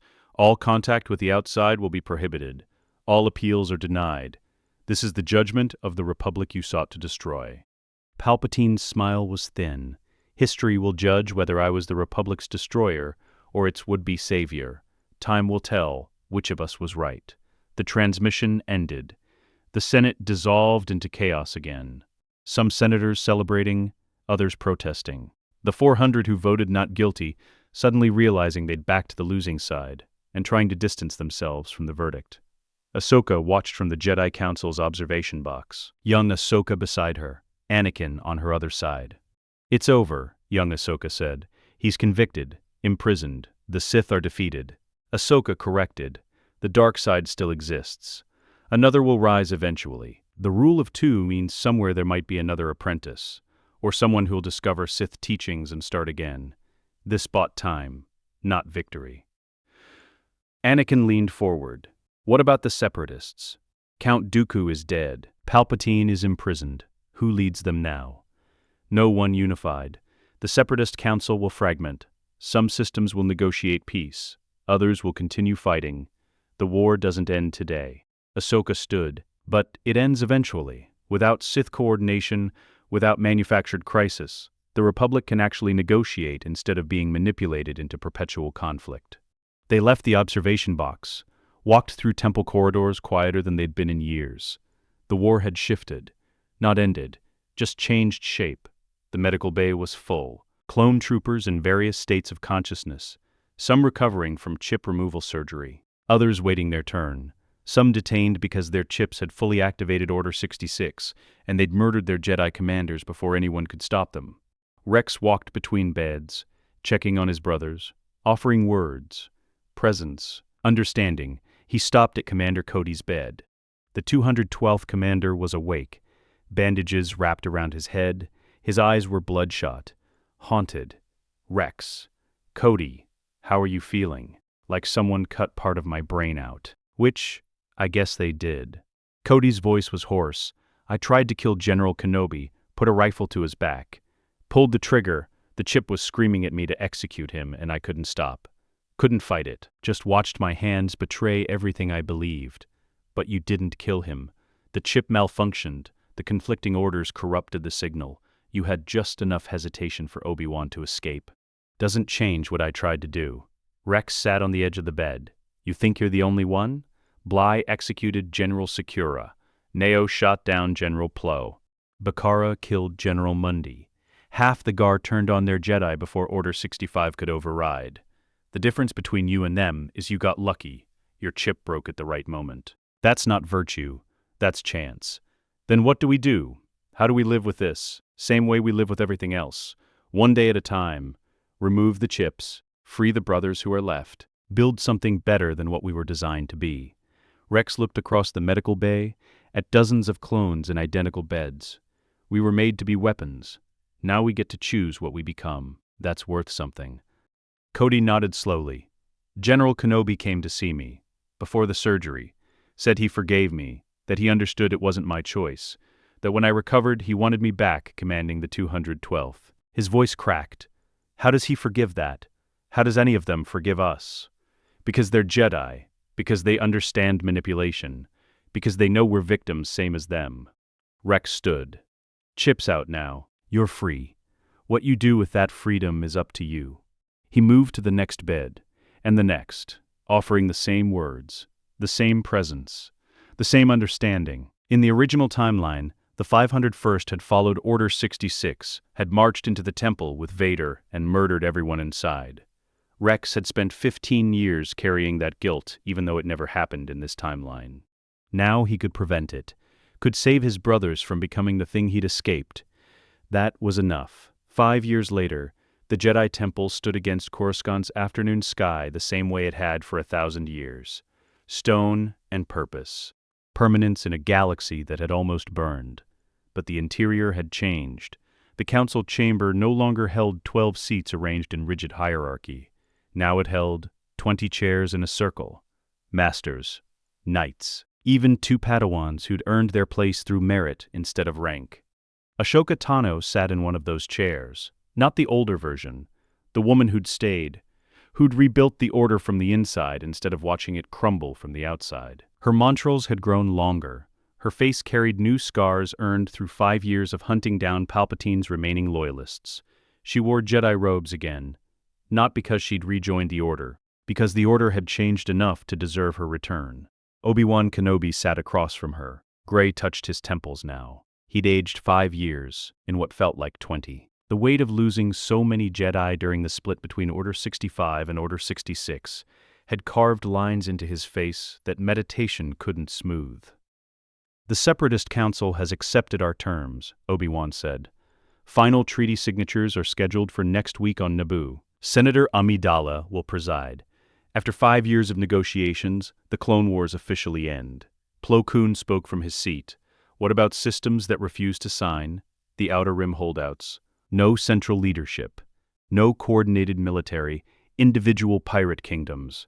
Not a unified threat. Obi-Wan pulled up a holographic display. The Republic has authorized peacekeeping forces to address them. Clone volunteers. Not conscripts. Men who chose to serve after their chips were removed. Ahsoka leaned forward. How many clones are still serving? Approximately 40% of the original 3 million. The rest retired, took civilian positions. Some settled on colony worlds. Kamino shut down the cloning facilities 2 years ago, per Senate order. No new clones are being manufactured. The Grand Army is transitioning to a volunteer force, supplemented by planetary defense militias. The ones who successfully executed their Jedi? The chamber went quiet. That question still carried weight, still opened wounds. Mace Windu answered. His voice was measured, controlled. 370 clones are detained in Republic psychiatric facilities, not prisons, medical centers. They're receiving treatment for the trauma of being forced to murder people they trusted. Some are recovering. Others may never be functional again. The Senate authorized full medical support for as long as necessary. Kit Fisto appeared via hologram from Glee Anselm. He'd survived Palpatine's office through luck and Ahsoka's intervention arriving before the Sith Lord could finish him. Now he coordinated Jedi humanitarian efforts across the Mid-Rim. What about the Jedi who died? Have we completed the memorial? Construction finished last month, Ahsoka said. 214 names. Masters, Knights, Padawans who died during the Order 65 and Order 66 confusion. It's in the Temple Gardens. Public memorial. Open to anyone who wants to pay respects. Good. They deserved better than unmarked graves. The meeting continued. Logistics, deployments, reconstruction efforts. The Order had been restructured from the ground up. No more warrior monks, no more generals, just peacekeepers, diplomats, healers, the role the Jedi should have held all along. When the session ended, Ahsoka walked through temple corridors that felt different, less rigid, more alive. Younglings trained in the courtyard under supervision that emphasized choice over obedience. Padawans studied philosophy alongside combat. Masters debated openly about doctrine without fear of censure. She found Anakin in the training room. He was teaching a class of 10 Padawans, showing them Form V sequences. His movements were controlled, precise, no longer the aggressive style driven by fear and desperation. The power comes from your center, he explained. Not from anger, not from frustration, from balance. You channel the force through your body, let it flow instead of forcing it. Some struggled, others found the rhythm. Anakin corrected gently, patiently. The man who'd almost become Darth Vader teaching the next generation how to avoid his mistakes, Ahsoka watched from the doorway until the class ended. The Padawans bowed and dispersed. Anakin approached, wiping sweat from his forehead. You're getting soft, Sky Guy. 5 years ago, you'd have pushed them harder. 5 years ago, I was compensating for fear with aggression. Now I'm teaching them there's a better way. He smiled. How'd the council session go? The war officially ends next week. Separatists are signing the treaty. The Republic survives. We did it. We survived. That's not the same as winning. Close enough. She gestured to the empty training room. You ever regret it? Staying with the Jedi? You could have retired. Raised the twins. Lived on Naboo with Padme. Every day. His voice was honest. But the Order needed rebuilding. The Padawans needed teachers who understood what it meant to almost fall. I serve better here than I would sitting on a lake watching my children grow up in peace. With or without you watching. I see them every month. Spend time with them. Teach them about the Force. Padme brings them to the temple. They know their father. That's more than I had growing up. He paused. Luke wants to become a Jedi. He's 6 years old and already asking when he can start training. Leia wants to be a senator like her mother. They're choosing their own paths. That's what matters. They walked to the temple roof. Coruscant stretched below them. 5 years of reconstruction had repaired most of the damage from the clone civil war. The city gleamed. Traffic flowed. Life continued. Do you think about the other timeline? Anakin asked. The one where I became Vader, where the Empire rose? Sometimes. Wonder if it still exists somewhere. If there's another Ahsoka fighting another Vader. If the world between worlds created a branch, or just overwrote what was. She looked at him. Does it matter? I suppose not. This timeline is the one we're living in. This is the future we built. A transport descended toward the temple landing platform. Senatorial shuttle. Padme's ship. The ramp lowered and 2 children emerged.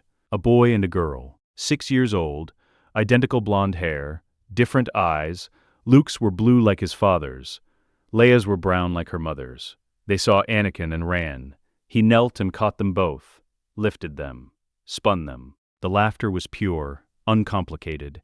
The sound of children who'd never known war or darkness or the weight of galactic politics. Padme descended the ramp more slowly. 7 months pregnant again. A 3rd child on the way. Unplanned. Welcomed, She'd retired from the Senate 2 years ago to focus on family. Now she advised from the shadows, helped Bail coordinate Republic reconstruction without the public spotlight. Anakin set the twins down and embraced his wife. His hand moved to her swollen abdomen, felt the life growing there. No visions, no nightmares, no terror of impending loss, just presence. Just now. Ahsoka watched from a distance. This was what she'd fought for. This moment. This family intact. This future where Anakin Skywalker stayed good. Commander Tano, Luke ran toward her. Mom says you're the one who saved Dad from the bad man. Ahsoka knelt to his level. Your dad saved himself. I just reminded him who he was. Dad says you're the best. Your dad is biased. But yes, when you're old enough, when the council approves your training, then I'll teach you everything I know. Leia approached more cautiously, analytical, already showing the political mind she'd inherited. Mom says you came from the future, that you traveled through time. Is that true? It's complicated, but yes, in a way. What was the future like? Ahsoka looked at Anakin, at Padme, at the family that shouldn't exist in any timeline where Darth Vader rose. Dark, painful, lonely. Everything this future isn't. You're lucky to live in this one. We know, Leia said seriously. Mom reminds us every day. The family walked into the temple together. Anakin carried Luke on his shoulders. Padme held Leia's hand. Ahsoka followed. The sun set behind Coruscant's towers. Orange and gold light painted the city. The Republic endured. The Jedi adapted. The Sith were imprisoned. Not perfect, not paradise, just better than the alternative. 1 year later, the maximum security facility occupied an unnamed moon in the deep core. No coordinates published, no records filed, just a location known to the Jedi Council and select senators. The building was small, single structure, 20 cells designed for Force-sensitive prisoners. Only one was occupied. Palpatine sat in his cell exactly as he had for 6 years. Force suppression cuffs, energy field, monitoring systems. He'd aged. Truly aged this time, 73 years old, without the dark side sustaining him. His face was wrinkled, his hands shook. The corruption had faded completely, leaving only the frailty of an old man whose power had been stripped away. He received no visitors, no communication with the outside, no updates on galactic events. The Republic had moved on. The Clone Wars were history. The Separatists were reintegrated. His legacy was a footnote in textbooks about political corruption and Sith infiltration. He'd stopped planning escape years ago. The facility was too secure, the Force suppression too complete. He was simply waiting for death, for the dark side to reclaim him, for whatever came next. The energy field deactivated. He looked up. A figure stood in the cell entrance. White robes, white lightsabers, montrals fully grown. Ahsoka Tano, but different from the younger version. Older, weathered. This was the woman who'd traveled through time. "You're still here," she said. "I thought you might have found a way to escape by now. Without the Force, without allies, without leverage." His voice was hoarse from disuse. "I'm a 73-year-old man in a cell designed to hold Sith Lords. Where would I go?" She entered. The field reactivated behind her. They were alone. Prisoner and warden. "I came to tell you something. The Republic just passed the Clone Rights Act. Every clone trooper is granted full citizenship, property rights, legal personhood. They're no longer property of the state. They're free." Palpatine's expression didn't change. How progressive. "The Jedi Order has been restructured. No more warrior monks, no more generals, or peacekeepers again. Diplomats. Healers. What we should have been before your war corrupted us into soldiers." How noble. Anakin Skywalker has 3 children now. Luke, Leia, and Ben. He's teaching at the temple. Training the next generation, Padme advises the Senate. They're happy. Their family is intact. Everything you promised him was a lie, and he has it anyway. That got a reaction. Slight, barely visible, but present. "The galaxy has moved on without you," Ahsoka continued. "No empire, no Sith, no legacy. You spent 60 years planning your rise, and 6 years watching it dissolve. You have nothing. You are nothing. Just an old man in a cell waiting to die forgotten." Palpatine was quiet for a long moment. Then he spoke, his voice was tired. You came all this way to gloat. No, I came to tell you that you lost. Completely permanently. Every plan, every manipulation, every sacrifice you made for power. All of it for nothing. She stood. I wanted you to know that before you die, that despite everything you did, despite all your intelligence and preparation, you still failed. The Jedi survived, the Republic endures, and you're just a cautionary tale in history books. She walked to the cell entrance. The field dropped.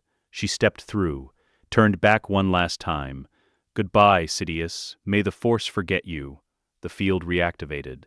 Ahsoka left. Her footsteps echoed down the corridor until silence returned. Palpatine sat alone in his cell. The dark side was gone. His power was gone. His purpose was gone. All that remained was an old man with nothing but memories of what he'd almost achieved. He closed his eyes. And for the first time in 60 years, he felt something other than certainty. He felt defeat.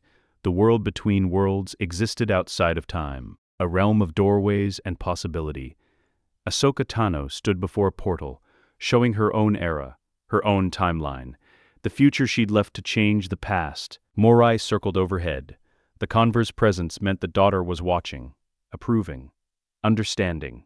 Ahsoka looked back at the portal behind her, the one showing young Ahsoka in the Jedi Temple, teaching Padawans, living the life she'd earned. The timeline was stable, fixed, better. She stepped through the portal home. The transition was instantaneous. She emerged in the same temple where she'd started, same ruins, same isolation. But something felt different. She checked her datapad. Historical records, galactic archives, the timeline she'd changed. The Empire never rose. The Jedi survived. The Clone Wars ended through negotiation instead of genocide. Anakin Skywalker never became Darth Vader. Padme Amidala lived to old age. Luke and Leia grew up knowing their father. Everything was different. Everything was better. Morai landed on her shoulder. The convert chirped. Satisfied, Ahsoka removed her lightsabers, placed them on a stone altar. She'd carried them for 30 years, fought with them through a war that no longer existed. Now she could rest. It's done, she said. To Morai, to the daughter, to herself. The timeline is saved. The Jedi survive. Anakin stays good. That's enough. She walked out of the temple. The jungle had grown thick around the ruins. Life reclaiming what war had destroyed. She followed a path that hadn't existed before. Found a settlement, people, civilization. She'd spent 30 years alone, 30 years fighting, 30 years surviving. Now she could live. The Force moved through her. Light side pure and unfiltered. The daughter's gift. The power that had sustained her through everything. It whispered, one final truth. Some futures are written in stone. Others we carve ourselves. Ahsoka Tano had carved a better one. That was enough. Let us know what you'd like to see next. The end.